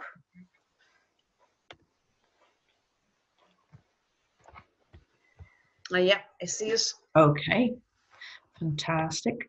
So what I'd asked you to do last time was to jot down your actual numbers of each school, each class, how many students, how often they meet, what the prices are, what you pay your teachers, what you pay for the site rental fees, all of that good stuff. And by looking at that sort of as a holistic picture and as an exercise, we're able to get a sense on a unit by unit basis or a class by class basis what's going on with your classes, what's going on with your profit, what's going on with your costs. Where is there room for improvement? Where is there room for you to take home a proper paycheck on a more regular basis? Because as you'll notice in doing this exercise, you and Play Act pay everybody else before Adrienne, Yeah. right? Yeah. It becomes obvious when you do this, right? That your teachers are getting paid for their time, which is great. They have to. Your sites are getting their paycheck, or else you can't convene your classes there, and so on and so forth. So we're just looking here. I'm going to go down. This shouldn't take too long, but I just want to go down a little bit and have a look, make sure that we're looking at the things the right way. So did you, I think maybe you did a little bit of reworking of this since Yes. you added some notes, it looks like. I tried to I just tried to look at the costings in a bit more detail for over the year, what I spend, flyering, printing. I could have forgot some, but one or two things might be a bit higher, but Okay, that's all right. It's a rough yeah, idea anyway. And that's what I did ask you to do. Like, you don't have to, this is a fairly fast exercise when done right. And when you engage a system to do your accounting, you can make it be even more accurate. And so if you don't have an accounting system, we'll actually next week or the next time we meet, I'm not sure, we'll have to talk about that in a sec, but the next date that we have, we'll be talking about systems. And so this is a way of making sure that your data is tracked more accurately, more consistently. But for now, we just want to look at the raw data, the rough data as well, and just see what we've got. So here we've got income and expenses per three. so 3 10-week terms. Okay. So that's the way I've ran them this year. So it's September to November, then November to March, and then March to the end of May, start to June. They kind of straggle off then, yeah. And let's just start there. So why 3 10-week terms? Is that the way everybody does it in the community, or is that just the way you've done it? I think when I set up, I saw the previous drama person did it that way, and I think I just copied that model. And then I was thinking about the 2 15-week terms, which I mentioned to you. Yep. Because there was so much admin work with each class. But actually, since I joined Class for Kids, there isn't that much administration work. Okay. It's not as stressful. So I'm kind of still in two minds about what way to run September, we'll say. The one thing about the 15-week term is the classes will probably look more expensive, but like, does that matter? I don't know. Okay. And I know, just to clarify, Class for Kids is the registration system. It's the online registration and class administration system. So that's great that that's really taken a load off you, but they also, that's great. I want to stress that, like, it really has taken a load off me. That's amazing. That's the idea. So great to hear. The thing that it also does, though, is these are what in that system would be considered running block classes, meaning it's a certain amount of weeks and a parent pays for the block all at once. But the other way that you can run classes is you can do monthly subscription classes. And so my question to you is, here we are, this lovely, again, June the 14th, before the new semester. You have the opportunity, because it's good timing, to announce that you could be changing it to subscription basis if you wanted. If you thought that there was a good reason to do that from the parent's standpoint and spread cash flow out so that you're collecting once a month from them, a little bit less. That's the reason why a lot of other people do it that way. But if you prefer or maybe if they prefer or they're used to and you're worried that you'll lose too much business if you make that change, it's worth sticking with the blocks. I know the reason our business stuck with blocks was because we did things at schools primarily that dictated the schedule. They wanted to see blocks of 6-week classes. So we would do 6 weeks and 6 weeks, a session 1 and a session 2. Effectively, most students would sign back up again for session 2, and that would be from September to December. So it would actually squeeze all those classes in between sort of the autumn semester and before the Christmas break. And then we would have a longer, it was weird, but we would have a longer, more like 15-week spring term, which would start usually by the end of January and then go up to May. But that was dictated to us by our local school districts because just about every program did that. But so we didn't want to go against the grain of the community because that wouldn't have helped us in business. So I'd throw that out to you because if you are kind of dictating and there's no real rhyme or reason to the way that the schools run, you may find that it could very well be worth doing a subscription because it's a lot easier to manage for parents for cash flow. And you can sign somebody up literally from September to May. Wow. Yeah. I've seen one other company that had all yearly subscriptions, and I did think it was very clever because they could pay over the months, and a few parents that I have do pay monthly actually, and I never mind, but it would be way better to have them on subscription. All right, I'll think about it. Think about it. Yeah, you do know it's a radical change from how you're running things now. Yeah. So it may not be, you may just want to have another year under your belt like this, feel a bit more confident about the programs in general, and then announce we're changing to make it easier for parents. Yeah. Or not. Maybe, again, it all depends on what you want, but have a think about that because that does make cash flow a lot easier for the parent, but it also does mean that you're probably getting a few extra weeks out of students who, instead of having people drop in and drop out and constantly having to do admin work, you've got kind of a core group of people and you're building on that core group of people. And they're in from September to May. Yeah, that would be amazing. Yeah. So have a think about that anyway, because that would have been very difficult for me to manage in the business in Texas because of the way that the community ran classes. But it certainly would have been a good option from a profitability standpoint and an admin standpoint. A lot of dance studios work that way when they, people come to them to take dance. A lot of martial arts studios work that way.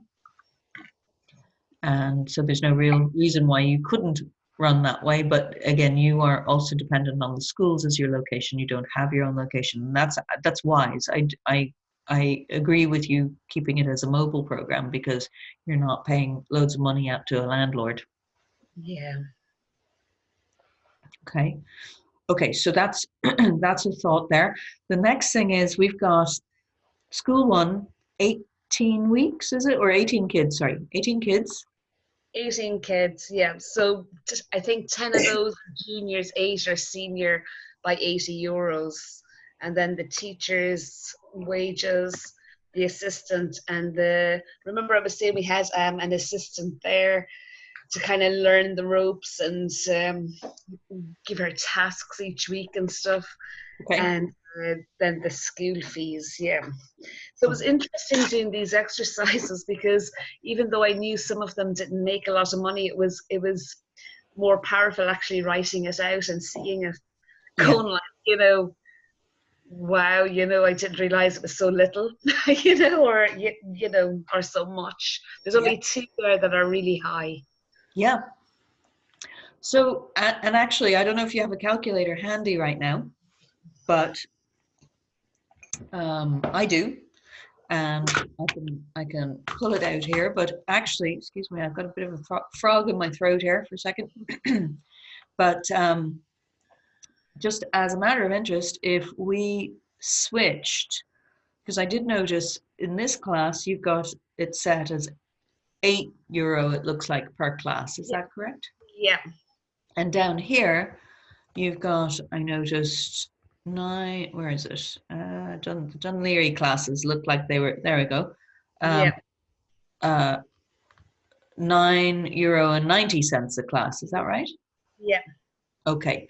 So from your perspective, having all kinds of different classes for the same thing, prices for the same thing, is Yeah. actually a little bit of an admin nightmare. Yeah, exactly. It is. So um, that's my very first suggestion to you for September. No matter what you do, I want you to pick a price and okay. that price all over the city.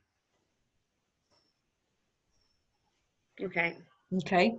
I don't know what that is. That might be 10 an hour. It might be 9.50 an hour. It might be 11 an hour or 12 an hour. But I want you to pick a price and that's the price. Okay. Okay. I don't know if you've had people already register for classes. And if you have, you're going to send them an individual email and you're going to say, you are grandfathered in, but please know I've made a change for other people, and new people coming in are, so don't go backwards on them. If they've already committed this early, they're doing you a favor. So don't punish them and try to charge them, in other No. words.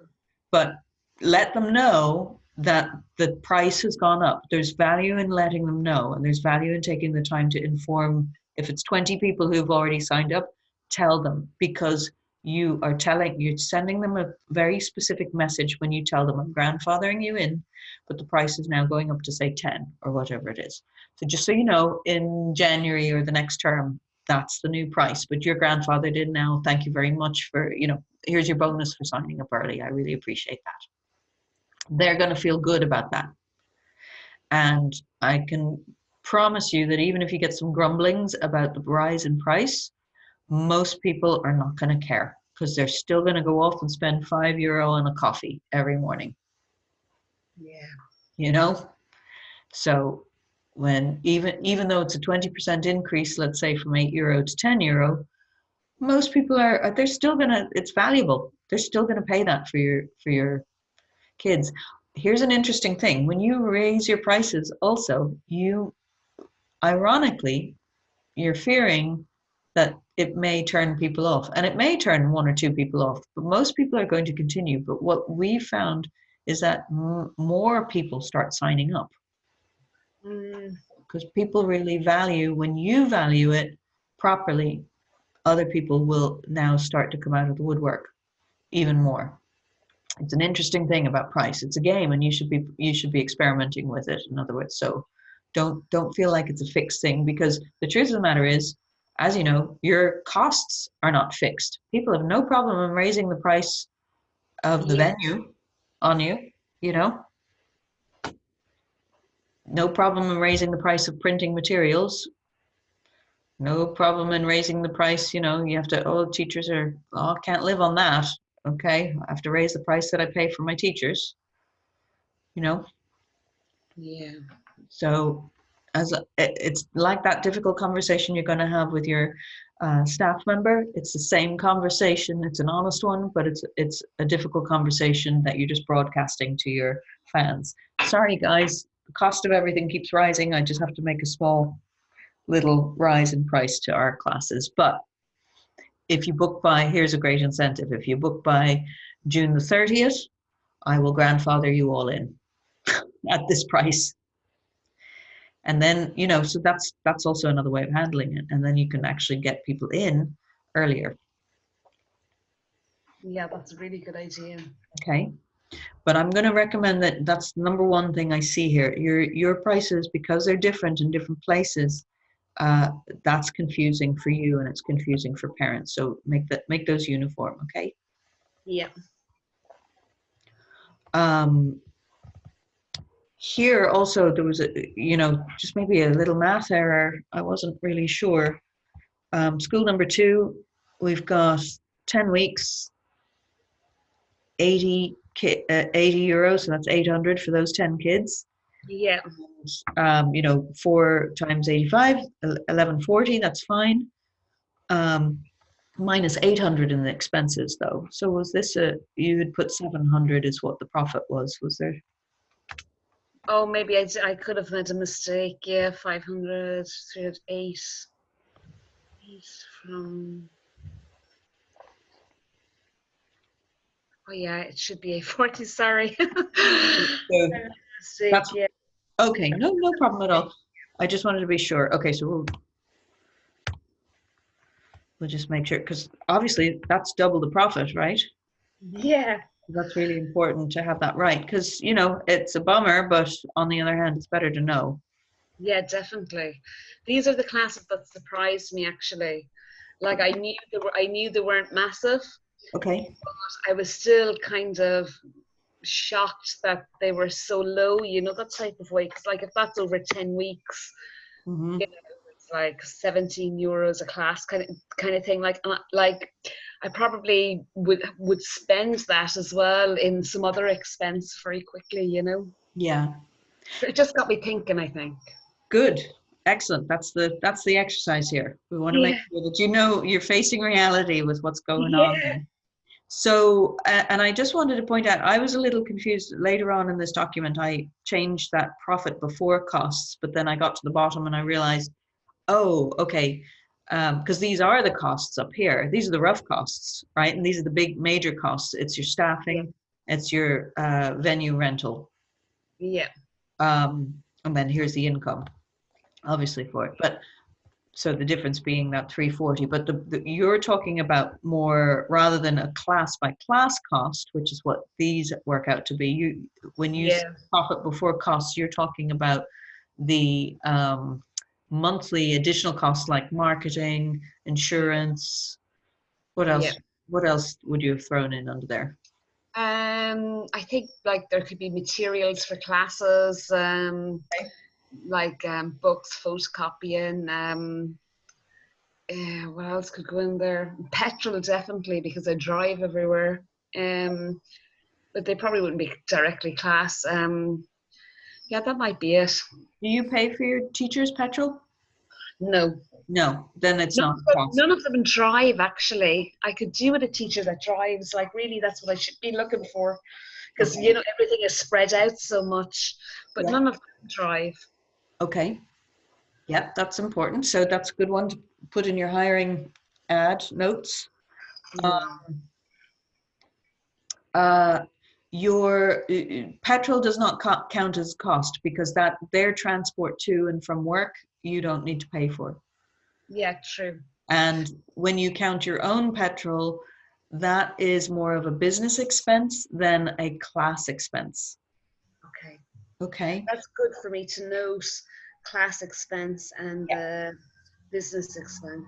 Yes. So this is also why we're having this conversation, right? Because it's important to look at these costs here are your class costs. So you mentioned there's actually another class cost and you haven't factored that in. So I'm going to have you go back and do that again. And I'm sorry to make you keep revising this, but I think it's important so that you can kind of get, once you get a solid in your head understanding of the difference between these things, it'll just, that clarity is king. It'll just make it so much easier when you go searching for a new venue and to add new stuff, which is what you're starting to do. That was our goal from week 1, and woohoo, you've done it now. You've got 2. You need to be able to run these numbers really quickly from the beginning to assess. You're going to assess every new thing, every new place, every new person, every new student. You can actually get so granular on every single one of these numbers as to go, you know what? a teacher is a profit center for me, because here's somebody who sticks with me for 3 years and I've spent this amount on her, but here's what she's brought back in return. A venue is a profit center for me because I spend this amount, but I'm always selling out, which means there's something going right here. And the flip is also possible too. This venue is a lousy venue. People can't park at it. They can't find it. They never advertise when they say they're going to advertise. I have to chase them, and I only ever get 4 or 5 kids a time. I'm dropping it, Or this teacher isn't meeting standard. No matter how many times I tell her, she's still always late. Or, no matter how many ways I train her, she still can't get a handle on the classroom management aspect. And parents are, rumoring and talking, and it's really, we're fighting an uphill battle to get people to sign up at this location because of her. So everything has a positive or a negative potential. And your job here in looking at these from a numbers standpoint is cold facts. What's going on? Because that's the only place where you can anchor your reality to kind of go, okay, what steps now can I take to improve this, right? So it's really important to make sure that the costs, like for like costs, are lumped together so that you get a sense of profit, and that your overall arching costs, things that are more general, it's really hard to sort of say, okay, I spend money on flyers, those are for that particular place. But then I also spend money on posters, on Facebook, on Google Ads, on, we may do an event and we're handing out flyers at that event to get people to come into things. So sometimes rather than putting a marketing cost per class, it's just easier to put it as an overall business expense, even though a portion may be very clearly earmarked for that school. Like I run off 1,000 flyers and I give them to the 1,000 students at that campus. That's easy to earmark, but sometimes it's just easier to say, well, yeah, but I did a run of 50,000 flyers, so I got a price break because I'm doing 50,000 flyers around the whole city. And rather than me kind of going, oh, how much is 1,000 flyers out of the €500 that I spent on 50,000 flyers? Forget that. That's just too granular, right? So sometimes it's just easier to just lump that into your general business costs. But in the case of materials, that is a definite. I mean, you can see that if you have 10 kids, it's costing you X per kid. If you have really good to get down to that.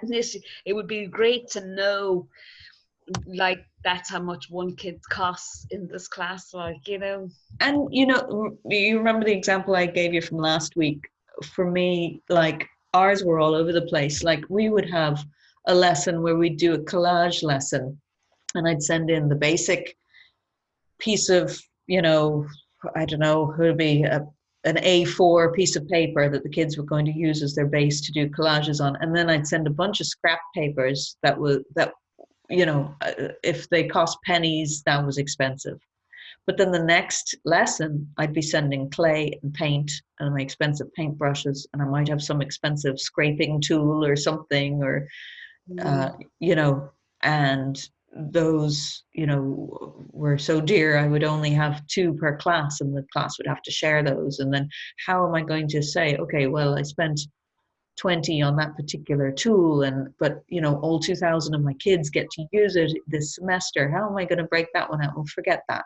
What I would do is I would say, right, I'm spending $2,000 every September to refresh my general art supplies. And if I run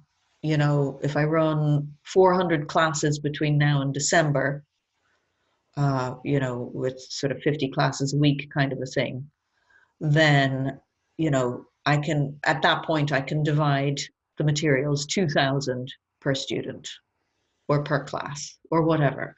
So you just kind of keep it a bit more rough for yourself. Don't drive yourself crazy, in other words, trying to come up with the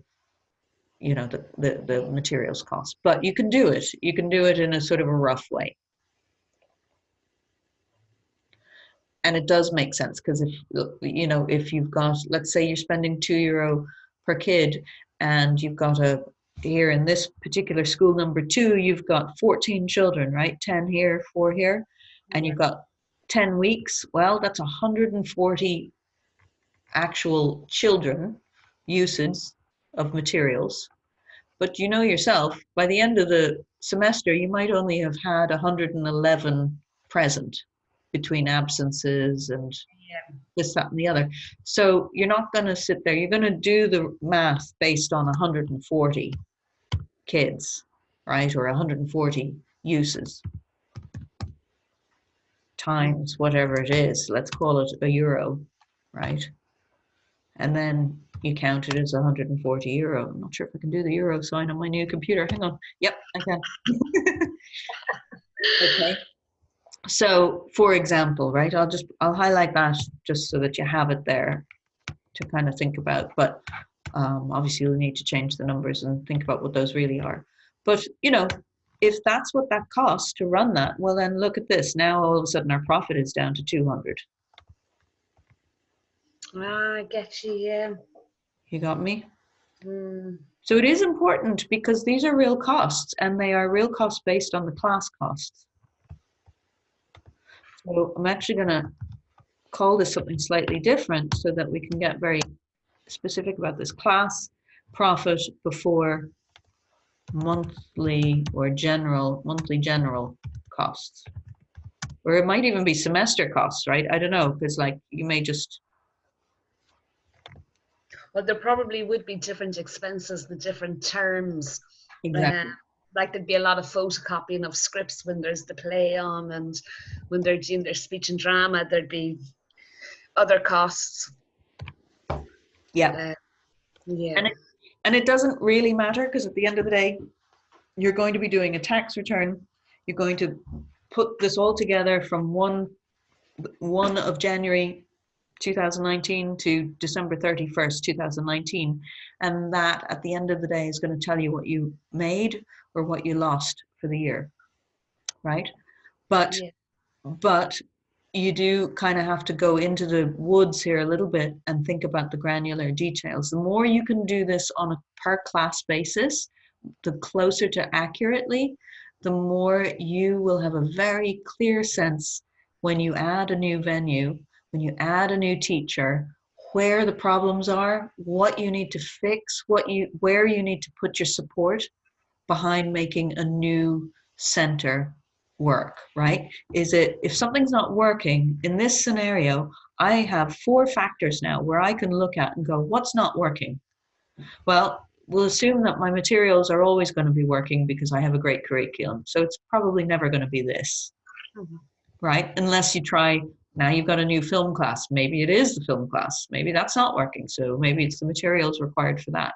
But, you know, rarely, once you've got your lesson plans going and things are kind of going, and you know your content is good, usually this isn't going to be the place where you're going to have to add support in order to get full enrollment and keep that thing ticking over. It might be the relationship with the school. You know, the secretary is horrible. She never sends out the email, even though she says she's going to all of the students to let them know about the classes. Or the secretary is amazing. She puts posters up everywhere. She makes sure that the flyers get into every backpack. She, you know, she's always very cheerful at the desk and wants to make sure that every child knows about this. And every time I see her, she's talking to parents about me and it and how wonderful. So the school's working, right? But then you might have a teacher who's like, oh, she never shows up on time. And, you know, no wonder parents are getting a little antsy, and I'm getting more complaints from this particular class. Why? You know, so what support do I need to give that teacher? Or, you know, it might be the classroom itself, the venue itself is, you know, the room that we're always given is smelly. You know, they never take the bins out, and they eat lunch in there, and it's disgusting, and it's not conducive to a good environment for the kids, or whatever. Or, you know, it's an amazing room, and, you know, we want to do everything we can to keep that room. We really appreciate having that room. So I want to support, you know, give that feedback to the school so that they're encouraged to keep us in there. Whatever. You always have a way to see when something's not working, where you can improve it when you cost out things like this. Okay. Does that make sense? Yeah, totally. Yeah. But let's get those materials at the bottom of each one of these. Somehow try to figure out that, you know, you're probably starting to order supplies for the new year soon. Yeah. So keep a tab of, you know, if you spend €1,000, keep a tab. And then you're going to divide it up by as many classes as you have, right? And as many students as you have. Yeah. And it is a per student basis because it's a consumption cost per class. Okay. Yeah. What was I going to say? Also, so down here, oh, this was a little confusing. Just make sure that the math is right on these again, because it says 2 15-week terms. Yeah. That's the one school that is 2 15-week terms. Okay. Um, Down here you had it. as 10. Oh, it should be 15. Sorry. So Okay. I'm actually confusing myself, Geraldine, with my math. It's okay. I'll go back over it and fix it up. Yeah, that one school there, that's how I realized when they signed up, they didn't sign up. They signed up in September, and I didn't think about them again until February. It was amazing. Wow. Well, what does that tell you? Yeah, exactly. I was like, I can't believe this. This is amazing. And, you know, the school were paid, everything was just paid. The teacher ran. I didn't have to think about it again. Isn't that wonderful? Yeah, it really was amazing.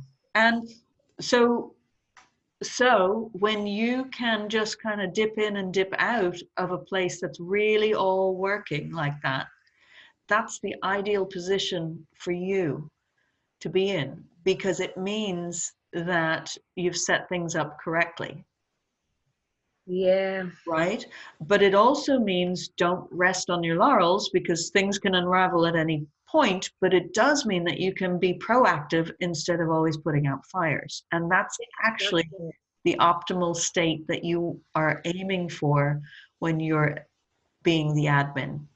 You're aiming for every single one of your class centers to be like that. Hard to do, you know, probably impossible, but the more you practice each of these scenarios, you know, and supporting to make sure that things are working, the better. I'm actually going to also give you one sort of another counterintuitive kind of way of thinking about this is, you know, when you have like let's compare this to, say, a really problematic site that you may have. It's always kind of difficult to get the people in. It's difficult to get the teacher to. It's just difficult. Observe how much time you're spending dedicating your time to each of these two totally different places. And if you've got a scenario that's working really, really well, but you ignore it for a long time, and you're only ever paying attention to the problem places, what do you think can happen as a result of that? Yeah, I think that you can take your eye off the ball and you could just assume that everyone's going to sign up for term 2 and they don't. Yeah. So you could drop subscriptions. The thing could happen that happens with Mary, the teacher I was telling you about, where you think they're fine because you've seen them at the start, and then you just think, oh, that's grand, that's running fine, and then it's not. And I do think you have to touch base, like even for the parents to see you now and again, Yeah. because you know you're the one that they're contacting, so they're like, you know, they might not have put a face to Adrienne or stuff like that. So Yep. I think there's a few different things like that. But it gives you great freedom. When it is up and running, you don't have to think about it for Absolutely. filling the class kind of thing, or flyering, or you know. Absolutely. So And then people are people, right? So if you've got one teacher who's sort of the constant, this is going to sound horrible, I don't mean it this way, but let's call them the constant problem child, Yeah. versus the teacher who's, the star and is always doing everything right. If you think about it just on a micro scale, if you're a parent and you're constantly paying attention to the child who's always giving problems and you never pay attention to the child who does things well, over time that builds up resentment, right? So you're also in, like it or not, you're kind of in that position where you have to be vigilant also about where you spend your time, and making sure that if you want your business to thrive, you actually do have to pay more attention to your strengths rather than your weaknesses. Because your strengths are actually what are carrying you. I mean, look at the profit here. I mean, okay, we haven't even, in fact, I think, let's do the math, because I think the profit on this one is greater than what we're seeing. Yeah. Right? So we've got an error in the other way on this one. But let's do that math real quick if they would cooperate with me. I'll scroll up here and show you. Yeah, so we've got 22 at 120. 14, let me just make sure all of that's 22 times. The 22 is at €8 and the 14 is at $8.50 over 15 weeks. Oh, okay. So 22 students times euro times 15 weeks equals, no wait, hang on, 22 multiplied by €8. Okay. And over 15 weeks. Times 15 equals, so that's 2640. Was it okay? And then what's the other one? The other one then is 14 students at $8.50. Oh no, sorry, yeah, 14 students at $8.50. 14 students. So, sorry, no, term time. Sorry, 14 students by 127.50 over 15 weeks. €8 times 15 weeks. Okay, plus 14 students at $8.50.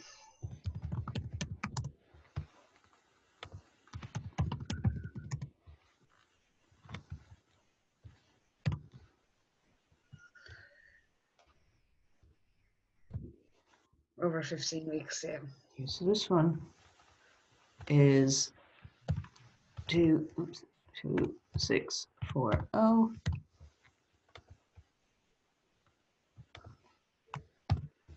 Okay, and then this one is 14 times 850 times 15 is 1785.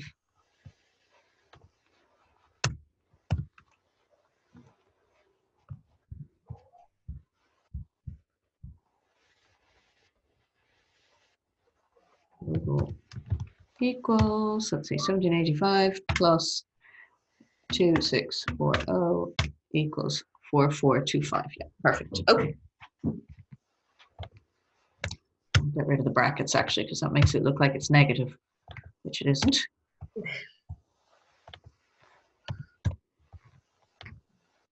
Okay, so a total of 44250, bold that.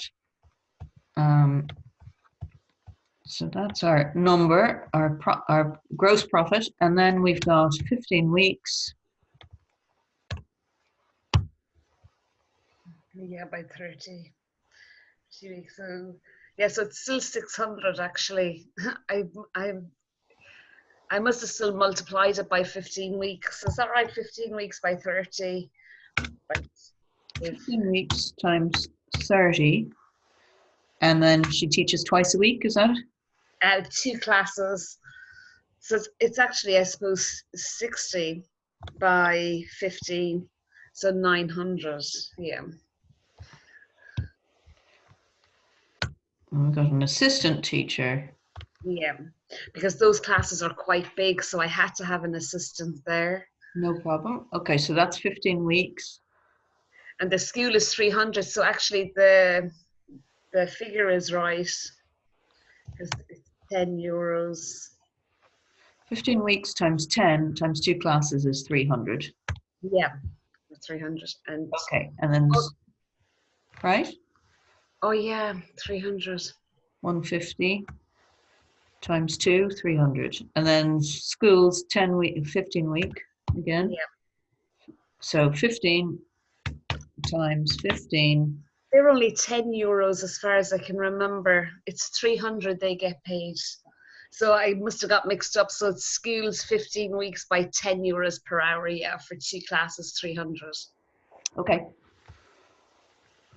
Sorry. No, that's fine. That's why we're doing this, right? So that we can get to the right number. So the total here is 600 plus 900 is 1500. So 1500 from 4425. 5 minus 1500 is 2925. So we're not too far off. 2925. Okay.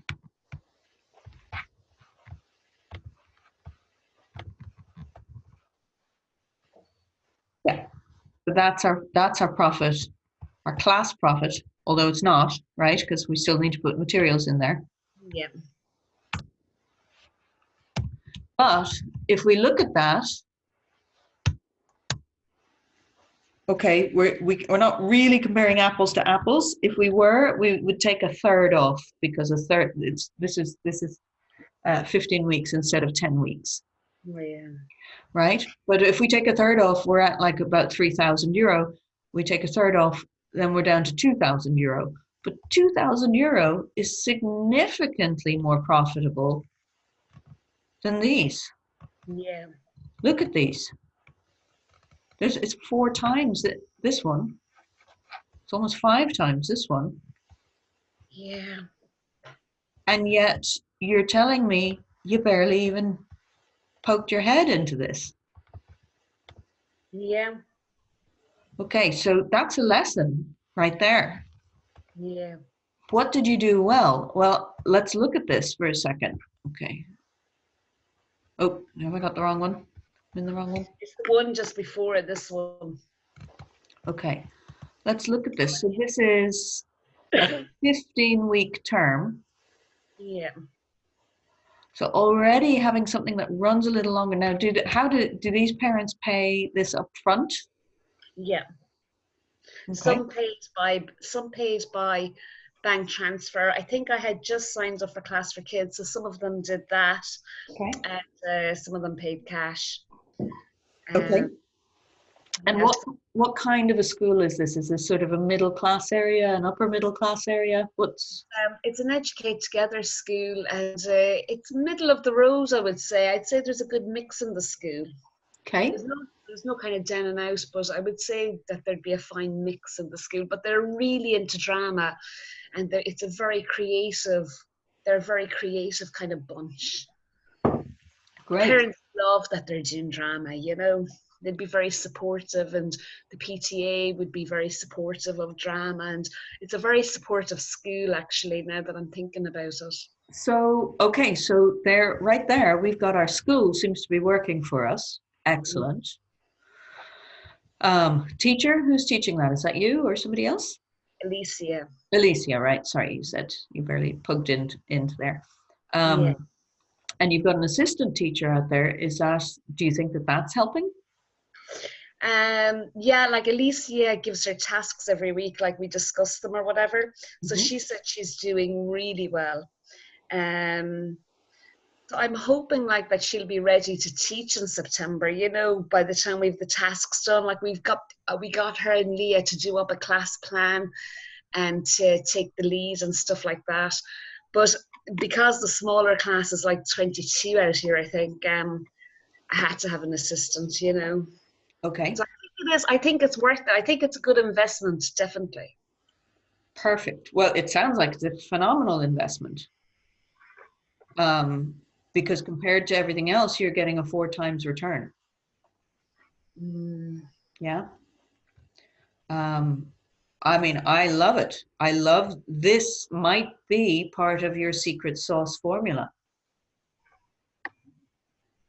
Maybe, maybe not, but Yeah. maybe. I mean, in a way, what you've got with Alicia leading and having an assistant is you've got the peer-to-peer training program on steroids here, because this young woman isn't just getting week 1 and week 2, she's getting every single week under Alicia's wing, Yeah. right?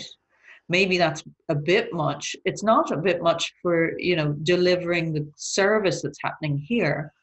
Clearly it's working because you've got the numbers, and that's great. But maybe it's a bit much for your peer-to-peer program, but just take the lessons out of this. We're analyzing this deeply to kind of go, that seems to be working really, really well. And maybe interview Alicia and then interview this woman separately. Find out the good, the bad, and the ugly. What do they think? Because they're going to tell you things that you never thought of. The more data you can get out of understanding what's going right in this place is the more you can extrapolate and start applying some of these, good steps to some of your other locations. Okay. I think you're going to find something interesting happens as a result when you do that. Now, I'm not suggesting that every single site automatically you put on an assistant teacher, because that is a clear cost, and unless you have the the demand, you're not going to do that, right? But you might do it for week 1 and week 2 with a trainee teacher or something like that. Start your peer-to-peer thing, and maybe you find that that's actually, your assistant teacher can be the one out pounding the pavement while the teacher is actually doing the class. This person is actually doing the marketing to get everybody into the class, and then basically doing the work that it takes for them to continue being able to be in that class for the next 15 weeks. That's a really good idea. Right? Because they're registering people. But you, again, just like you want to concentrate on your strengths more than you want to concentrate on your weaknesses, you delegate out jobs for your weaknesses.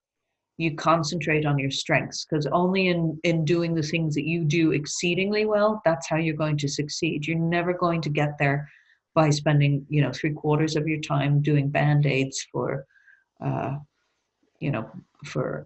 shoring up the gaps in your weak classes, your weak schools, your weak teachers. You just won't get there. You have to concentrate your efforts on your greatest strengths. You just have to. But these guys can be working in tandem, and you put your best teacher in the class while you get your excited assistant who's eager for the job on the job of building that enrollment.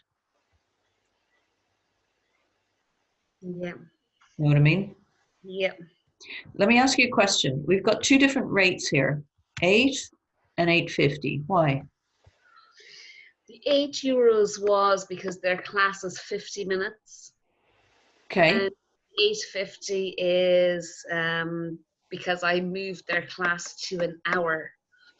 And I only realized in September, or midway through September, like I only changed these prices in January, I think, because I looked at the other after school and saw that mine was the cheapest. So I was a bit sick. I was like, why didn't I check that before? Yeah. So the art class that's in their charge is €10 per class. And then there's another one that charges 8 and 8.50. So yeah, it was, I started very low, I think, yeah. But wait, sorry, I'm a little confused then. So you've got, were these 2 separate 15-week programs? Is that it? So No, this, so there's the junior class, which is junior infants, senior infants. okay. So, and 1st to 6th class is the senior group. Oh, this So is the senior junior group. group finishes at 1. So they go from 1 to 2. And then from 2 is the senior group to 3. Ah, okay.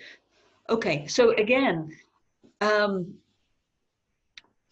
Yeah, let me just share with you that we, just because a child is a certain age and only has a certain attention span, which Yeah, merits a certain length of class, depending on yeah, the age, does not mean that you should devalue your price. Your price is your price, because that 15 minutes is not, you're actually optimizing the class for those students by making it a 45-minute or a 50-minute class. So you shouldn't diminish your price based on that. You're optimizing the class for them.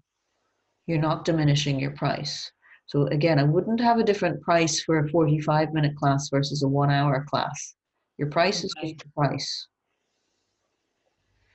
The key here is simplify. Okay. Yeah, Um, just because somebody's 3 years old, you may only be able to take 10 students in a 3 year old class because you're optimizing that learning environment for those 10 3 year olds.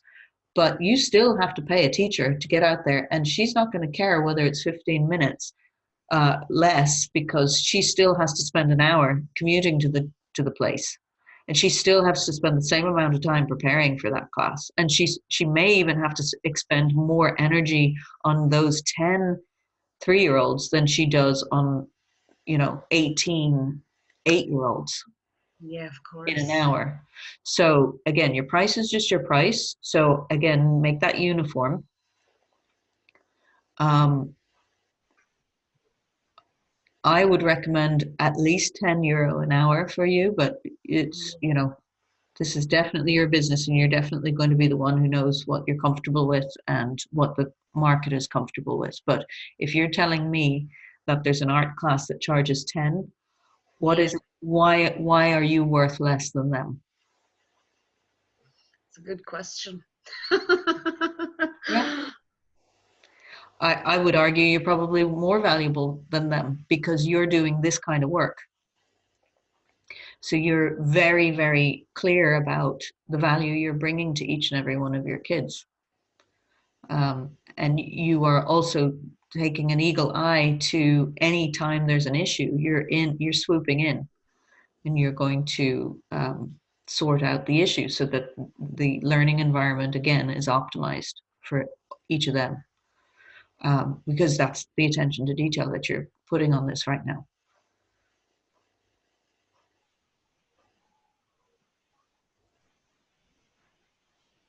Hmm. Make sense? Yeah. What other questions? I just wanted to go over those few things. What other questions maybe have we not answered? Because there's a few other things here I think that just. Well, I guess this was one other question I had. Where did this come from? So I think that came from the costs that I did have, which are now deleted, Okay. plus the income above. But actually, it's not an accurate figure now because we have the classroom costs and then the business costs. So I Okay. need to go back and work that again. Okay. So I'll just erase And then, that. yeah, and then the running costs were just like what I spend on flyers for the whole year. Great. Like Okay. decide what I spend on printing flyers for the whole year, and I just put them all together, kind of thing. But I'll go over this again and do the figures again. Perfect. Yeah, Yeah. Do that exactly. yeah. Great. Are there any other things on here that we haven't addressed that you're unclear of, or? Um, no, I think that again, this one per class, I need 10 students. I think I'll have to come back to that after we do the numbers again. Yeah. Okay. Just to be sure, like, but it generally is around about 10 students that I generally need. Now, if I increase the prices, that'll probably go down as well, which makes it Yes. a bit easier. But so I'll do the workings and then I'll come back to that if that's okay. Of course. Brilliant. I love it. I'm Well very done. Well excited with done. It's great. Okay. And that's just the pitch. It's not done yet, but it's going Going. around in my head. Good. Well, it seems to be working because you brought on 2 new classes already, so that's brilliant. Yeah, I'm delighted with those. I was dying to tell you. I'm really happy for you. I'm really, really happy for you. So that's already, we're already halfway to our goal there because you just need 2 more classes somewhere, right? Yeah.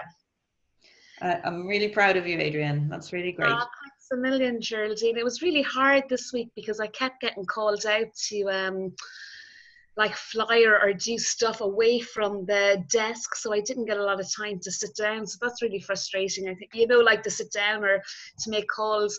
And I offloaded the phone calls as well to 2 of the assistants. I told them exactly what to say. Yeah, so they're making their way through those, so they'll all be done now by today. Yeah. That's great. Yeah, and they've all the ones that weren't interested in camps want to try out for September, so that's really good. Okay. Yes, it's all very positive. Yeah, very positive. Yeah. Very, very positive. Well, I am really happy. Things are moving. They're moving fast. And how many weeks have we been at this now? Only like 4, right? Oh yeah, I know. It happens fast, doesn't it? Yeah, it really does. And all week, like the 10 steps, even though they're not right yet either, but all week I've been thinking, you know, because you know the way that newsletter went out, which wasn't perfect, but I kind of thought like, what's the point in thinking about it too much? You know, it's 1 page, it's getting to the point, get it out, Yep. tick it off kind of thing. Yep. But it's made me think like, oh, so I do have current customers that I can also target, which I wouldn't have thought about before. You know, I wouldn't have thought of, just so it's nice the position I'm in that from these meetings I'm like getting really excited and ideas are going on, you know, so I'm delighted. I'm really buzzed, Geraldine.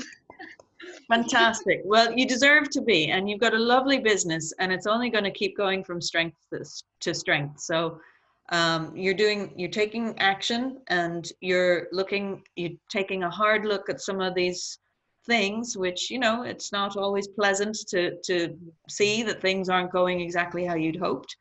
But by doing that, you're putting yourself in a position to be able to react in a positive way and fast, and it's working quickly.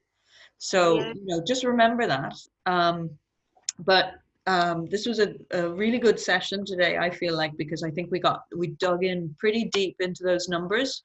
And we had already an hour of talking about staff before. So I'll probably chop this call into 2 pieces for people in the future, because it's a longer call. But I think it is very important to, you know, to just look at each aspect of your business, because everything, it's like an orchestra that you're conducting. Everything has its part to play. Every person does, every venue does, every decision does.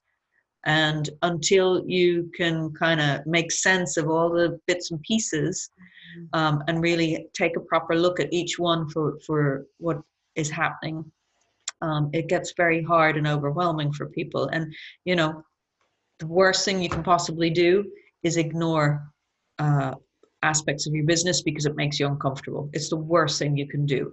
Avoiding those difficult conversations with your people, worst thing you can do. How many businesses every day ignore having difficult conversations with their staff? The staff is your surrogate sales force. They're the ones who, whatever energy you put into them is going to multiply, whether that's good energy or bad energy. That's just the law of how it works, right? Yeah. Yeah. So you may as well, if you're in the position where you're creating something that you love, you may as well take the time to look at each piece and have a realistic look at that, so that you can put the right energy into the right places. It's not easy, but it is as simple as that. When you start taking away the parts, looking at them, it's not as overwhelming. You know, when you're at home on your own and you're thinking of like, oh Jesus, I have to do X, Y, I'm on my own, you know, but actually when you go, okay, we're going to look at staff today, or we're going to, it's exciting just even having the project of, you know, I'm going to look at this now in great detail and see. So it makes the job nicer, I think, you know. It does, because then you've come at it from a place of strength and confidence, as opposed to just feeling like, you know, it's a house of cards. What's happening? Yeah, exactly. So anyway, I'm really proud of you again for getting those two. And it only took a couple of weeks for you to really dig in, and you know, already you're growing. So this is brilliant. And we're doing it the right way. We're looking at the numbers, we're looking at the places where we can improve, but we're also balancing that out with, you know, you've got a personal life, you've got a baby, and you've got a family, and you need to be able to make sure this is a symbiotic relationship and not something that's going to, you know, suck it all out of you, basically, because people are relying on you. You're relying on it. So anyway, next time we are going to talk about systems. Yes. Because once we do this work and we, you know, break it all down to its individual components, then we can start taking these individual pieces of data and putting them into a systematic pattern. So now what we're starting to do is rev up and extrapolate. So as we just looked at, we discovered one class where you're killing it compared to every other class seems to be limping along.